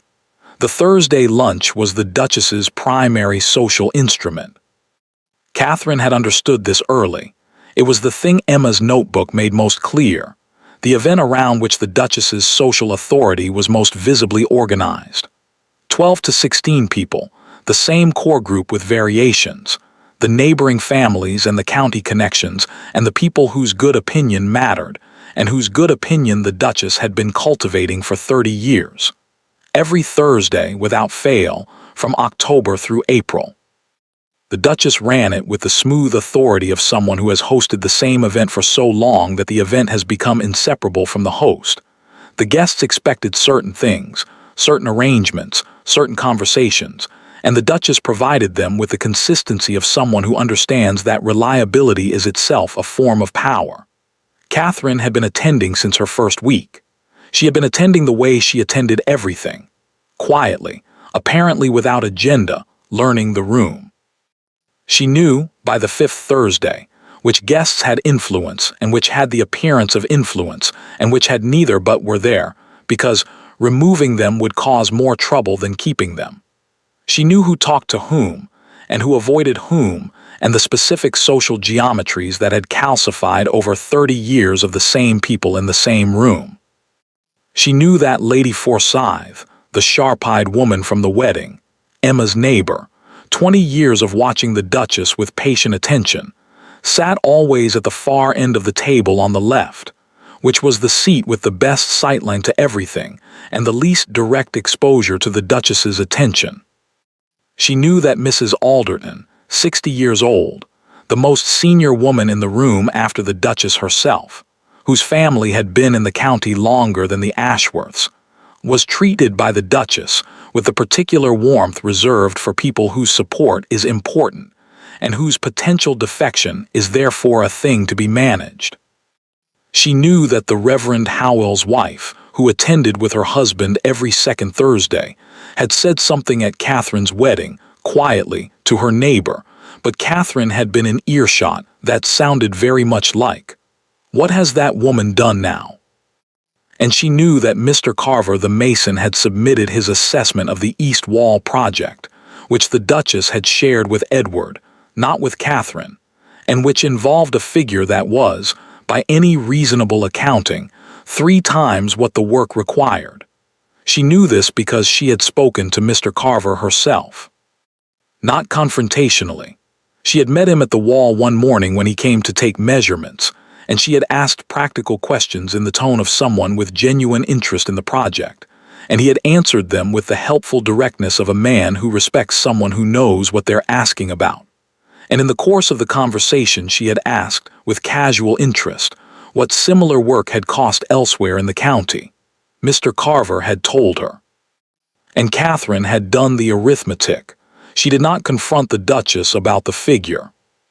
She said nothing to Edward about it, though she suspected, from something in his face when he mentioned the assessment, that he had done his own arithmetic and arrived at a similar place. She said nothing to anyone. She wrote a letter instead. She wrote it to the solicitor, the one Mrs. Webb had named, the one who held the late Duke's documents. She introduced herself, explained that she was the current Duchess and that she wished to review the household management documents at his earliest convenience, and asked for an appointment. The solicitor wrote back within the week. He was, his letter indicated, delighted to hear from her. He had been, he said, hoping to establish contact for some time. The documents were entirely in order. He was available Thursday of the following week if that suited. Catherine wrote back. Thursday suited very well, but before Thursday came the Thursday lunch. The specific Thursday lunch for which Catherine had been, with the patience and precision of someone who has been planning a single move on a very long board, arranging the pieces. Lady Forsyth was there. Mrs. Alderton was there. The Reverend Howell's wife was there. It was her Thursday. Edward was there, which was not unusual, though he sat at the table with the slightly different quality of attention Catherine had noticed in him over the past weeks, more present, less deliberately withdrawn, the posture of a man who has started watching something he used to look away from. 14 people. The right 14. The Duchess made her move over the second course. She made it as she always made things, beautifully, smoothly, warmly, with the ease of someone who has been doing this for 30 years and has never once been interrupted. She was talking about the East Wall project. She had been talking about it in the ambient way she talked about household matters since the soup. Now over the fish, she said. I've had Mr. Carver's assessment. We're moving forward with the work in the spring. I thought we might expand the kitchen garden at the same time, since the wall will already be open. It's a larger project than I initially envisioned, but I think the result will be. How much larger? Catherine said. The table went quiet. Not dramatically, not the silence of a scene, the quieter silence of people who have registered a change in tone and are adjusting their attention accordingly. The conversations nearby shifted almost imperceptibly. Heads did not turn, but the orientation of the room did. The Duchess looked at Catherine, the smile, warm, practiced, entirely present. The full assessment is quite detailed, she said. I can share it with you. I've seen it, Catherine said. I spoke with Mr. Carver when he came to measure. She paused, and in the pause she kept her voice easy, conversational, the tone of someone raising a practical question rather than an accusation. The figure he's quoted for the repointing is considerably higher than what similar work costs elsewhere in the county. I was curious about that. The table was definitely quiet now. Not the ambient quiet of a momentary pause. The specific quiet of a room that has understood what it is watching and has decided to watch carefully. The Duchess's smile did not change. Mr. Carver is the best mason in the county, she said. His rates reflect that. Of course, Catherine said. I'm sure they do. I thought we might get 2 or 3 other assessments just to be thorough. It seems sensible for a project of this size. She looked at the Duchess with the full, warm, pleasant attention of a woman who is being entirely reasonable. I've already written to 2 other masons. I expect to hear back by the end of next week. A pause. A very specific pause. The kind of pause that occurs when someone has made a move that cannot be taken back, and the room is waiting to see what happens next. The Duchess looked at Catherine. And Catherine saw it very briefly, behind the warmth and the smile and the 30 years of absolute social control, the recalibration, the fractional adjustment, the micro-movement of a woman reassessing the thing she is dealing with. It lasted less than a second. Then the Duchess laughed. Warm, genuine sounding, the laugh of a woman who finds something charming. How thorough, she said. What a sensible idea. I should have thought of it myself. She turned to Mrs. Alderton and said something about the spring planting. The table exhaled. The conversation resumed. Catherine picked up her fork. She did not look at Edward. She did not look at Lady Forsyth. She did not look at anyone in particular. But she was aware, in the way she was aware of everything, peripherally and precisely, of what was happening in the room around her. She was aware that Mrs. Alderton, in the act of turning to respond to the Duchess, had paused for just a fraction of a second longer than was necessary. The pause of someone filing something. She was aware that the Reverend Howell's wife had touched her husband's arm, very briefly, the specific touch of a person communicating something without words. She was aware that Lady Forsyth at the far end of the table had not moved at all. But when Catherine looked up just once, just briefly, Lady Forsyth was looking at her. Not the sharp, assessing look of someone watching a situation. Something else. Something that was almost the beginning of a smile. Catherine looked back at her plate. She thought 7 faces at the wedding. She thought, the count is higher now.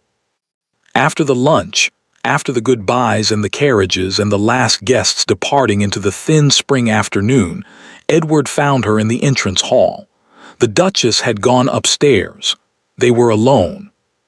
He stood in front of her, and he looked at her with the full weight attention he had been learning to give things. And he said, "That was the most carefully prepared, spontaneous question I have ever witnessed."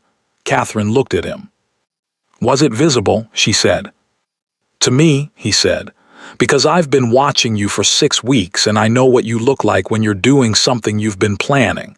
He paused. "Not to anyone else, I think." "Good," she said. "My mother will know." "Yes," Catherine said. "She'll know, but she can't say so. Saying so means admitting that a question about Mason's rates in front of 14 people was something she needed to defend against." She paused. "She won't say so." He looked at her. "You're not afraid of her," he said. It was not quite a question. "I am a little," she said. "She's formidable and she's been doing this for 30 years and I've been doing it for 6 weeks. I would be foolish not to be a little afraid." She paused. But afraid and stopped are different things. He was very still for a moment. Then he said, "What do you need from me?" She looked at him, this man who had spent his life looking at rooms and was learning, slowly and imperfectly, to look at people. Who had stood in an entrance hall and laughed at the right moment.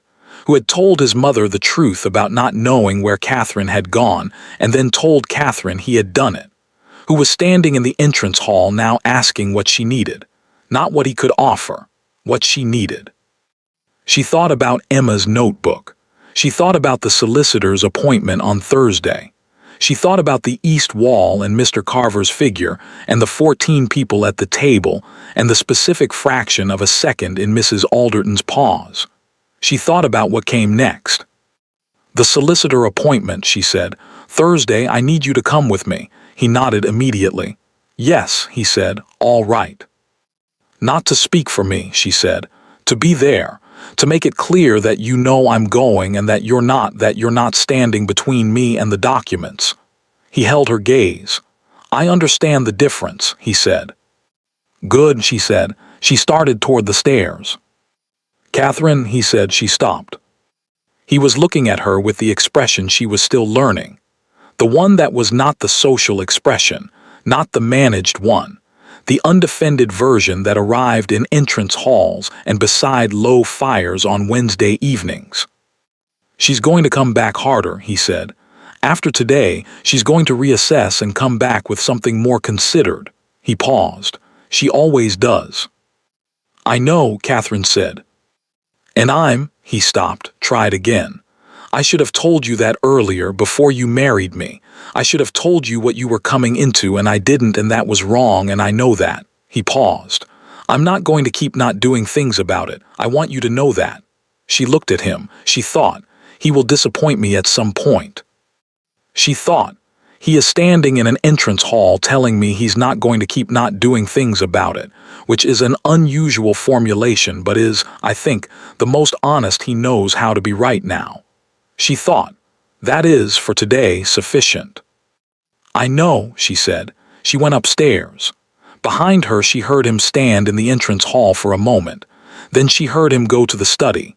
She heard, a minute later, the sound of the study door opening again. She heard him walk toward the corridor that led to the estate manager's office. She did not know what he said when he got there. But she heard the conversation low, Inaudible from the stairs but present, definite, the specific tone of a man who has decided to do something and is beginning to do it. She stood on the stairs for a moment. She filed it. Thursday came gray and cool and entirely businesslike. The solicitor's office was in the county town, 12 miles from Ashworth Manor. The carriage ride took an hour. Edward sat across from Catherine and they did not talk very much, which was fine. It was not the silence of distance. It was the silence of two people with somewhere to go. Mr. Pemberton was 60, precise, and had clearly been waiting for this meeting with the contained eagerness of a professional man who has had information sitting in his files for 12 years that belonged to someone who didn't know it existed. He showed Catherine the documents. She read them carefully. He talked her through the relevant sections, the management clauses, the household authority, the specific language that established, in plain legal terms, that the running of Ashworth Manor and all decisions pertaining to the household fell to the Duke's wife, not to any other member of the family, regardless of prior arrangement or custom. He said, "These have been in place since the late Duke's estate was settled. They were written specifically to, well." He paused, with the delicacy of a solicitor who has opinions about a situation and expresses them through precision rather than editorializing, to ensure clarity about household authority. Catherine looked at the documents. She thought, the late Duke knew. She thought he knew what his wife was, what she had done to Emma, what she would do to whoever came next. And he wrote this into his estate settlement. She thought about a man who had large appetites and variable judgment, who had nonetheless genuinely loved the estate and the people on it, who had, at the end, tried to leave something useful behind. He wrote it in, she thought, and no one told her. "No one told me this existed," she said. "No," Mr. Pemberton said. He was looking at his desk. "Who knew?" A pause. "Myself, the late Duke's personal secretary, who is no longer with us," and he paused again with the careful timing of someone choosing his words. "I believe the late Duchess may have been informed, yes." The room was very quiet. Edward, sitting slightly behind Catherine, made a sound that was not quite a word. "She knew the documents existed," Catherine said. "I believe so," Mr. Pemberton said. "And she told no one." "As far as I'm aware." Catherine set the documents down on his desk. She looked at them for a moment, these papers that had been sitting in this office for 12 years waiting, while Emma wore gray to her wedding, while Emma spent 3 years being worn smooth, while Emma walked to Linton Cottage and kept notes for 11 years on the chance that someone might need them. She thought, "I am going to use these." She thought, but not yet, not as the first move. She thought, "I have the ground. Now I build the walls." She looked at Mr. Pemberton. "I would like copies," she said, "certified copies, and I would like your confirmation in writing that these are the operative documents governing household management at Ashworth Manor." Mr. Pemberton was already reaching for his pen. "Of course, Your Grace," he said. In the carriage on the way home, Edward was quiet for a long time. Then he said, "She knew." "Yes," Catherine said. "She knew for 12 years that the documents existed, and she told no one." "Yes." He looked out the window. The gray countryside going past, the farms, the stone walls, the elm trees that were beginning very tentatively to consider spring. "My father wrote them specifically because of what she did to Emma," he said. Not a question. He was working it out as he said it. "I think so," Catherine said. "And she kept them in an office 12 miles away and told no one and kept running the house as though they didn't exist." He stopped. "For 12 years. And before that, for however long she ran the house before Emma." Catherine paused. "Probably closer to 30. He was very still. She watched his face, the working of it, the specific quality of a man who has been choosing not to see something, and is now seeing it, fully, in the light of an overcast April afternoon in a carriage 12 miles from home. "I need to tell you something," he said. She waited. I have told myself for a very long time that my mother was difficult but not malicious. That the things she did were controlling, yes, excessive, yes, but not deliberate in the way of someone who intends harm. That she simply didn't know how to. He stopped. I have been wrong about that. Catherine looked at him. She knew Emma had a legal right to manage that house, he said. She knew it and she hid it and she drove her out anyway. That's not difficulty, that's... No, Catherine said, it isn't. He looked at her. I'm sorry, he said.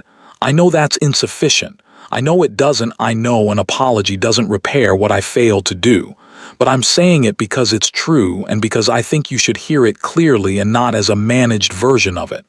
Catherine looked at him. The carriage moved. The elm trees went past. She thought about the first conversation. I chose it because you asked 3 questions and said so when the answers weren't good enough. She thought about the Wednesday evening by the fire and the entrance hall, and the conversation with the estate manager she had heard from the stairs. She thought about this man in a carriage on a gray April afternoon, saying, I have been wrong in the unmanaged way of someone who has decided to stop managing. I know, she said. Is it enough? He said. She thought about it. Ask me again in a year, she said. He nodded. They rode the rest of the way in silence that was not distance.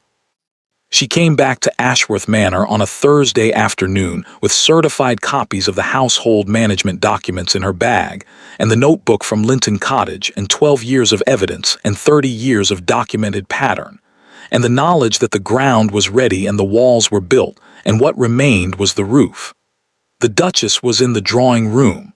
She looked up when Catherine came in, the warm smile, the practiced warmth, the 30 years of it. How was your outing? She said. Very useful, Catherine said.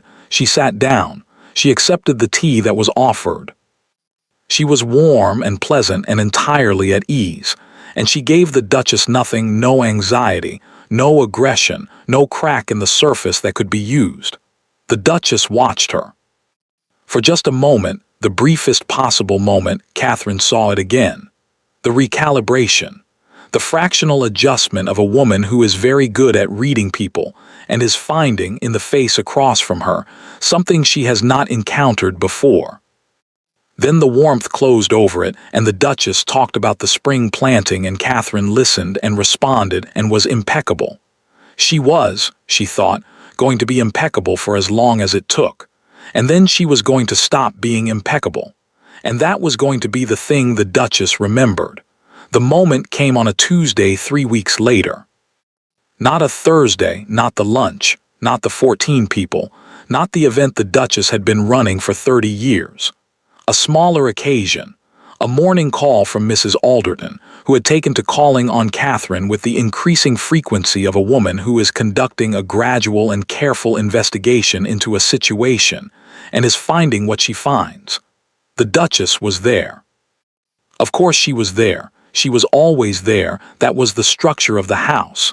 The Duchess in every room, warm and present and managing everything. Mrs. Alderton was talking about a family in the next county. A niece, a marriage, a situation that had, by the sound of it, some resemblance to the situation in this house, though Mrs. Alderton was too skilled to draw the comparison directly. The Duchess said at the appropriate moment, with the warmth of a woman offering wisdom she has earned, "These things take time. A new wife in an established household needs to find her place gradually. It's natural for the family to guide the process." The room was not quite silent, but it was close. Catherine set down her cup. She looked at the Duchess. She said, very pleasantly, very directly, with the full, warm, uncomplicated attention of a woman who has been waiting for the exact right moment for 6 weeks. "I think a wife in her own household doesn't need to find her place gradually. I think her place is already established. It's in the documents." The room stopped. Not the polite semi-silence of the Thursday lunch. The complete, clear, bell-jar silence of 3 people in a morning room where something has just become irreversible. Mrs. Alderton was very still. The Duchess looked at Catherine. Catherine looked back, warm, pleasant, entirely at ease, the surface of a woman who has said a factual thing and finds it unremarkable. "The household management documents," Catherine said. "From the late Duke's estate settlement. I visited Mr. Pemberton last Thursday and reviewed them. They're very clear." She paused, just a fraction, just enough. "I thought you'd know the ones I mean." The silence was extraordinary. It was the silence of a checkmate announced in a quiet voice in the middle of an ordinary morning. The Duchess held Catherine's gaze. She held it for 4 seconds, Catherine counted, in the way she counted everything. And then, for the first time, Catherine saw what was beneath the warmth. Not malice. She had expected malice, and it was not quite that. It was something older and more defended. The expression of a woman who has been the most important person in this house for 30 years and has understood in 4 seconds that this is the morning it stopped. It lasted 4 seconds. Then the warmth came back, practiced, complete, exactly as it had always been. "Of course," the Duchess said, her voice was steady. "I know the ones you mean." A pause. "Good," Catherine said. She picked up her cup. She drank her tea. She turned to Mrs. Alderton with the warm, easy attention of a woman continuing a pleasant morning call, and she said, "You were telling us about your niece." Mrs. Alderton looked at her. And then Mrs. Alderton, 60 years old, the most senior woman in the county after the Duchess herself, whose family had been here longer than the Ashworths, smiled. Not the careful smile, not the correct one, the real one. "Yes," she said, "I was. The documents were cited. The moment was irreversible. The Duchess had heard her own history named in her own drawing room. Catherine had done it warmly, pleasantly, without a raised voice. And the most senior woman in the county had smiled. The roof was on. What remained now was simply living in the house. Spring came to Ashworth Manor on a Thursday. Not the tentative, provisional spring of the previous year, the apologetic kind that had arrived during Catherine's first weeks in the house and had felt, in retrospect, entirely appropriate to those weeks. This was the decided kind. The elm trees along the drive came out overnight. The kitchen garden wall, repointed by a mason from the next county at 1/3 of Mr. Carver's original figure, stood clean and pale in the April light. Against it, the roses Catherine had planted in October were beginning, cautiously, to consider blooming. She was in the garden when Edward found her. Not the formal garden, the kitchen garden, which was hers in the specific way that the morning room was hers, and the correspondence room was hers, and the household accounts were hers. Not because anyone had made a ceremony of handing them over, but because she had simply, over the course of 12 months, become the person who dealt with them. The handing over had not been an event. It had been a process, slow, unremarked, the particular way authority shifts when one person builds something real and another person's foundation turns out to have been custom all along. Custom, Catherine had learned, does not hold forever, but it holds for a very long time. Edward came through the gate with his coat on and his hat in his hands.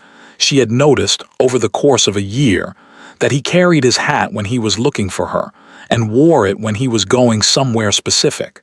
She had not told him she had noticed this. She had simply filed it in the drawer where she kept the things about him that were hers. "There's a letter," he said. She straightened up. She was in the far corner of the kitchen garden, examining the progress of the sweet peas along the south wall, her gloves muddy and her dress.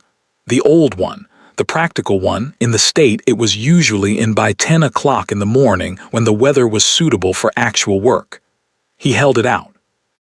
The handwriting on the front was unfamiliar, not the solicitor's precise hand, not Mrs. Webb's careful script, not any of the regular correspondence.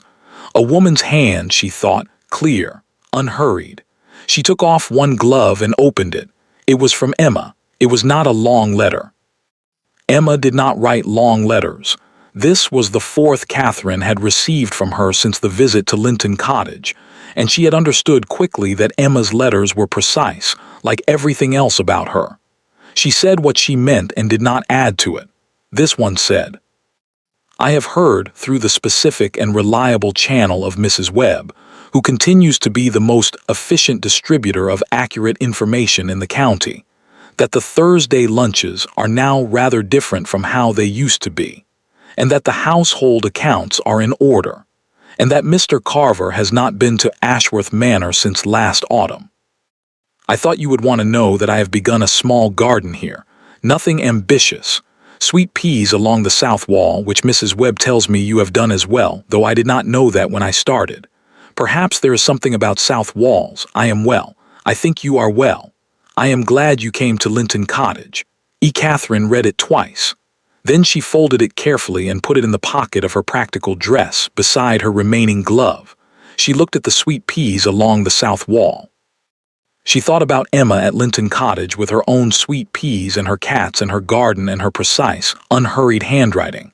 She thought about a woman who had been worn smooth and had come out the other side of it still herself, still sharp, still watchful, still capable of writing 4 sentences that said everything they needed to say and nothing they didn't. She thought, I am going to visit her. She thought, not for information, not for the notebook, just to visit. She thought this week. Good news, Edward said. He had been watching her read, she knew this. She always knew when he was watching, which was most of the time, which was something she had stopped finding remarkable and started finding simply true, part of the landscape of the year. Yes, she said. She handed him the letter. He read it. She watched his face, the slight movement of his eyes across Emma's precise lines. The pause at Mr. Carver has not been to Ashworth Manor, the thing that happened to his expression when he read I am glad you came. He folded it. He handed it back. He was quiet for a moment, in the way he was quiet when he was between the thing he was thinking and the thing he was going to say. I want to apologize to her, he said. Emma, I've been thinking about it for some months. He paused. I don't know if she'd want that. Ask her, Catherine said. She might not want to see me. She might not, Catherine agreed. But ask, don't decide for her. He looked at her. Yes, he said, all right. She pulled her glove back on and returned to the sweet peas. He stayed. This was a thing he did now, stayed in the room, or the garden, or wherever she was, not necessarily talking, not necessarily doing anything in particular, simply present in the way she had asked him to be present, and that he had learned, over a year of practicing it, to actually be. It had not come naturally. She had watched it not come naturally, had watched him in the early months sometimes turn to leave a room and then stop himself and turn back, the visible effort of someone overriding a habit so deep it had become instinct. By now it was mostly not an effort. By now it was mostly, simply what he did. She found she had stopped cataloging it as evidence. It was simply true now. He was there. The Duchess was in the East Wing. This was the thing that had not been announced, not been discussed, not been the subject of any formal negotiation. It had happened like the household authority had happened, by the slow and unremarked process of reality asserting itself. The Duchess was in the East Wing because the East Wing was where she lived now, her suite of rooms, her sitting room, her schedule which intersected with the household schedule at meals and at certain social occasions and otherwise ran parallel to it. She came to dinner. She came to the Thursday lunches, which were still Thursday lunches.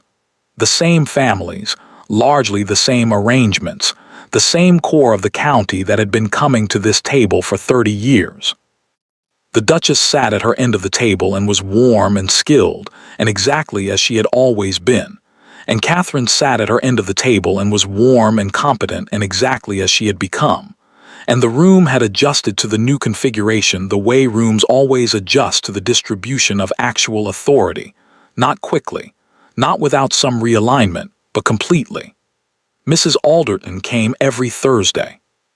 Lady Forsyth had come twice since the morning of the documents, which was more than she had come in the previous year.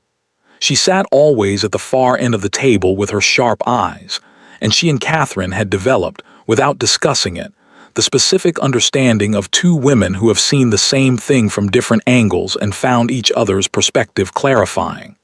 They did not speak often. But when they did it was direct and without performance, and that, Catherine had found, was worth considerably more than frequency. Mrs. Webb came to see Catherine on a Tuesday morning. She came in the way she always came now, not appearing in a small sitting room by chance, but walking through the house with the ease of someone who knows their place in it is secure and has no need to be tentative about it. She had that ease, Catherine thought, because it was true. Mrs. Webb's position in the household was not in question. It had not been in question since the morning Catherine had found her in the small sitting room and sat down across from her and said, "May I?"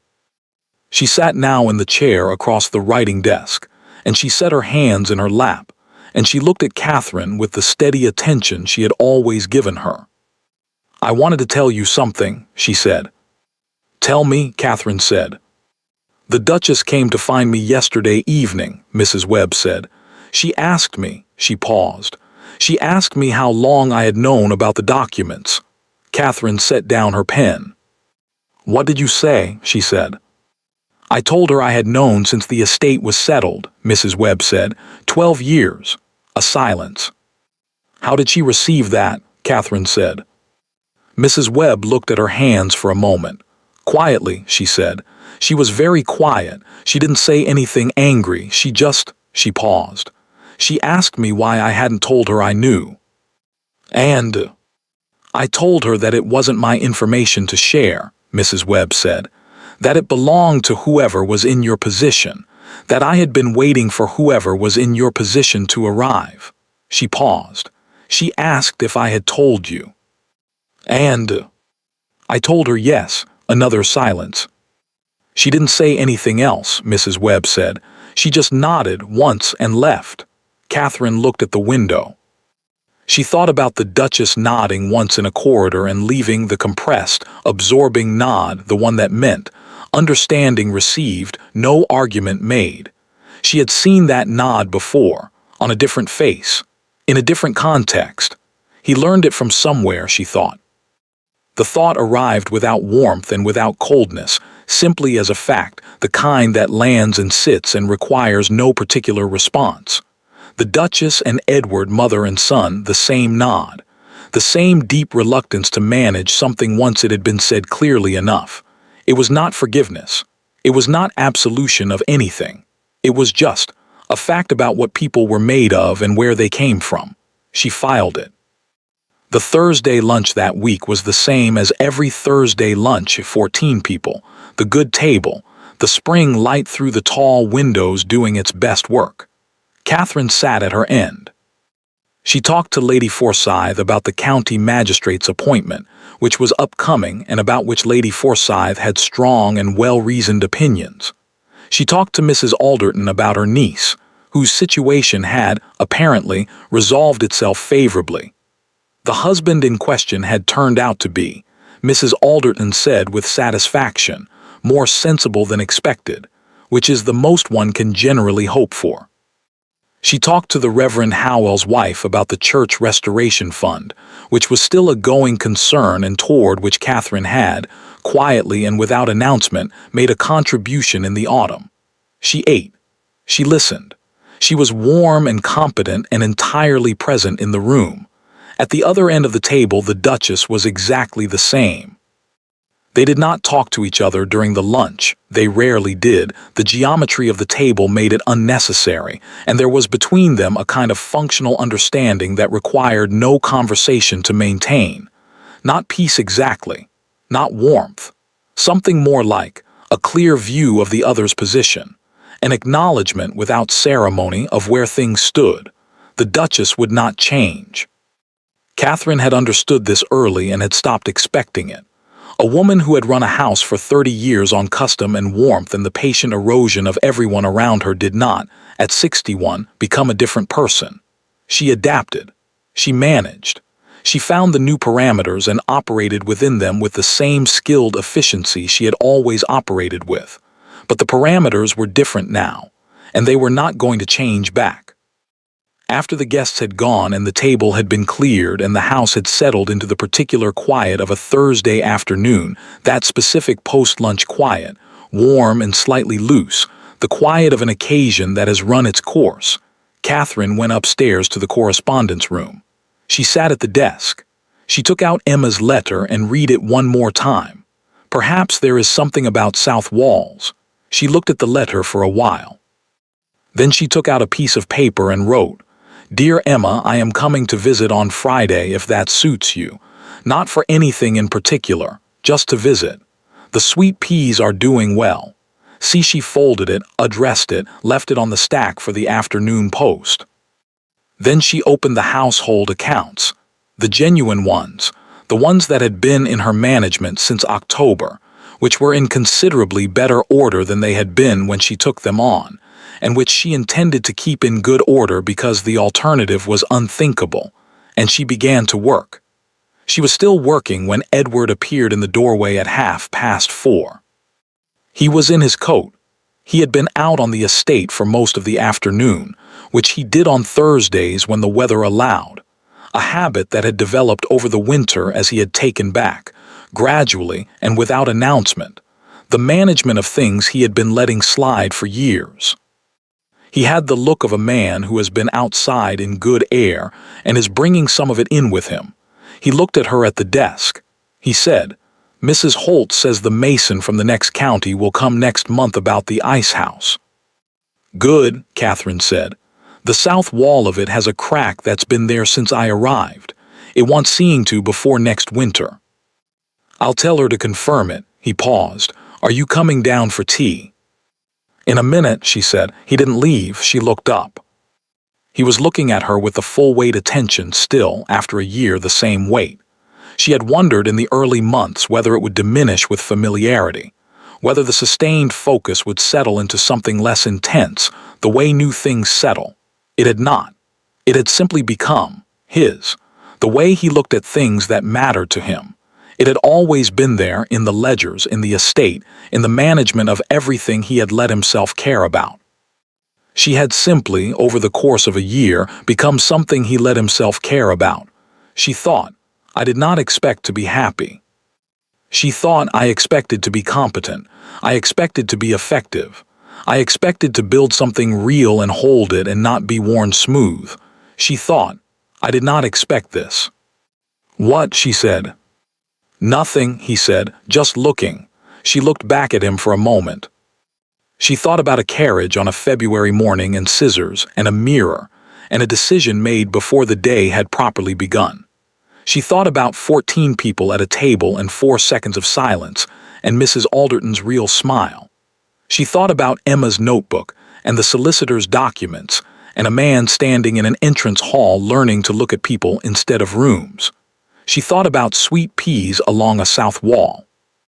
"Go and tell Mrs. Holt about the mason," she said. "I'll be down in 5 minutes." He nodded. He went. She turned back to the accounts. She worked for 5 more minutes precisely. She was always precise. And then she closed the ledger and took off her reading glasses and went downstairs for tea. The Duchess was already there. She was sitting in her usual chair, the one by the fire, the one she had sat in for 30 years, and she was pouring the tea herself, the way she always did, with the ease of someone for whom this is simply what is done and has always been done and requires no comment. She looked up when Catherine came in. "You've been in the correspondence room," she said. "Yes," Catherine said. "The accounts?" "Yes." The Duchess handed her a cup. Correct temperature. The right amount of milk, which the Duchess knew because she had been paying attention for a year, in the way she paid attention to everything. "They're in good order," she said, not a question. "Yes," Catherine said, a pause. "Good," the Duchess said. She picked up her own cup. Catherine sat down in the chair across from her, not the Duchess's chair, not the furthest one, the one in between, the middle ground. The place she had chosen in the first weeks because it was neither capitulation nor confrontation, and which had become, over time, simply where she sat. Edward came in. He sat beside Catherine with the ease of a man who knows where he is in a room. The fire did its work. Outside, the spring evening was beginning its slow gold descent, the light changing the way it does in April, reluctant to go, finding new angles, holding on. No one said anything for a while. It was not the silence of distance. It was not the silence of managed surfaces and careful performances and 30 years of custom holding everything in place. It was the silence of three people in a room that knows who it belongs to. That night Catherine sat at the writing desk in the correspondence room, her room, with the morning light in the east window and the household ledgers on the shelf, and the copy of Emma's notebook in the drawer and the certified estate documents in the folder beside it. And she opened the journal she had kept since the morning of the scissors. She had not written in it for some time. Not because nothing had happened, a great deal had happened, but because the things that were happening had stopped needing to be recorded as evidence and had started simply being her life. And her life did not need a journal the way a campaign needs notes. She opened it to the first page. She had written on the morning of the scissors, before the carriage, before the church, "Information is the beginning of everything. I am going to start collecting it." She read it. She thought about everything that had followed that sentence, the 14 people and the 7 faces and Emma's cottage and the solicitor's office and the morning in the drawing room and the 4 seconds of silence and Mrs. Alderton's real smile. She thought about a year of building. She turned to a new page. She wrote, "The sweet peas are doing well." She looked at it. She added, "The house is ours. The accounts are in order. Emma has a garden." She looked at that too. Then she wrote smaller below the rest, the thing she had not allowed herself to write until she was certain it was true. "I did not expect to be happy. I am." She closed the journal. She sat for a while in the quiet of the correspondence room with the spring evening coming through the window, and the house settled around her, warm in the rooms that had once been managed, full in the spaces that had once been carefully controlled, alive in the way a house is alive when the people in it are actually present to each other. She thought about Catherine Hale standing in front of a mirror on a February morning with her hair cut ragged and a decision forming. She thought, "You couldn't have known." She thought, "But you were right." She thought, "It was the beginning." In the East Wing, the Duchess sat in her sitting room with her correspondence, and her 30 years of knowing exactly how to occupy a house, and the new and unfamiliar experience of occupying only a portion of it. She was not happy about this. But she was, in the way of a woman who has survived a great many things by being honest with herself about the things she cannot change, honest about it. The girl had the documents. The girl had the accounts. The girl had the house. The girl had, it had to be admitted, sitting alone in the East Wing on a Thursday evening with the spring coming through the window. The Duchess drank her tea. She thought about the morning of the scissors, the smile, the warmth, the 2 minutes. She thought about Catherine's face in the mirror. She had seen it, the fraction of a second before she turned away. Had seen it and had thought, "She is afraid." She had been wrong. She had been wrong about that, and about the carriage, and about the 14 people, and about the morning of the documents. She had been wrong in the specific and unfamiliar way about almost everything she had assumed about this particular girl. She sat with this. She was not a woman who admitted error easily. But she was tonight, alone in the East Wing with the spring evening outside and the house warm and full in the way it had not been warm and full in a very long time. And there was no one to perform for, and the performance was, she found, suddenly very tiring. She set down her cup. She thought. She fixed the house. Not the accounts, not the management, not the authority. The house itself, the actual temperature of it, the way it felt when you walked through it. Something had been different for months, something she had noticed and not acknowledged, a warmth in the rooms, a presence, a sense of the house being inhabited rather than managed. She fixed it, the Duchess thought, and she didn't do it by destroying anything. She had expected destruction. She had expected anger, aggression, the blunt use of legal authority the moment the documents were cited. She had been prepared for it, had been braced for it, had known it was coming and had organized herself to survive it. It had not come. Instead, a question about Mason's rates at a Thursday lunch, a morning call, 4 seconds of silence. The house, gradually and without theater, becoming different. She didn't need to destroy anything, the Duchess thought. She just built something else. She sat with this for a while. She did not feel warm about it. But she felt, and this was the thing she would not tell anyone, would not perform or acknowledge or allow to become a story, something that was, she thought, in the vicinity of respect. Very reluctant respect, but respect nonetheless. She finished her tea. She went to bed.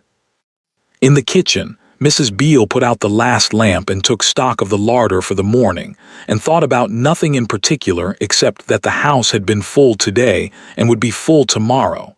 And that was, as far as she was concerned, the correct state of things. Peter, who was 15 now, and taller than anyone had expected, and had recently been moved from hall boy to footman because Mrs. Holt had said he was ready and he was, had left his boots by the kitchen door in the wrong place for the third time this week. Mrs. Beale moved them to the right place without comment. This was the relationship she had with Peter, which worked very well for both of them. She turned out the last lamp. She went upstairs. In the small sitting room at the end of the east corridor, the room where Catherine had first found Mrs. Webb, which was still Mrs. Webb's room and had been made slightly more comfortable over the winter with a better chair and a lamp that worked properly. Mrs. Webb sat by the window in the last of the evening light with her mending and thought about 12 years. She thought about Emma in gray at an altar. She thought about a woman who had come to a church with her head up. She thought about the letter she would write to Emma tomorrow, the weekly letter which she had been writing for 11 years and intended to continue writing, because Emma was 3 miles away and 3 miles was too close to be out of touch and too far to visit every week. She thought about what to say. She thought, the house as well. She thought, I think you can stop worrying about the house. She set down her mending. She looked out the window at the dark grounds, the elm trees, the park, the south gate at the far edge where the path through to Linton began.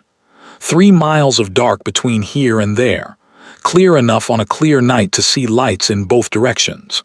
She thought she did it. Not triumphantly, quietly, with the satisfaction of someone who has been patient for a very long time and has been in the end correct. She did it. She picked up her mending. She finished the seam. She went to bed.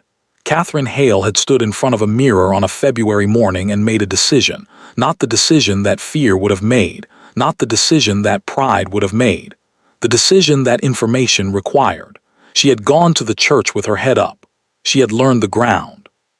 She had built the walls. She had put the roof on, and then she had simply lived in the house, which was, it turned out, the hardest part and the best part and the part that no one can do for you.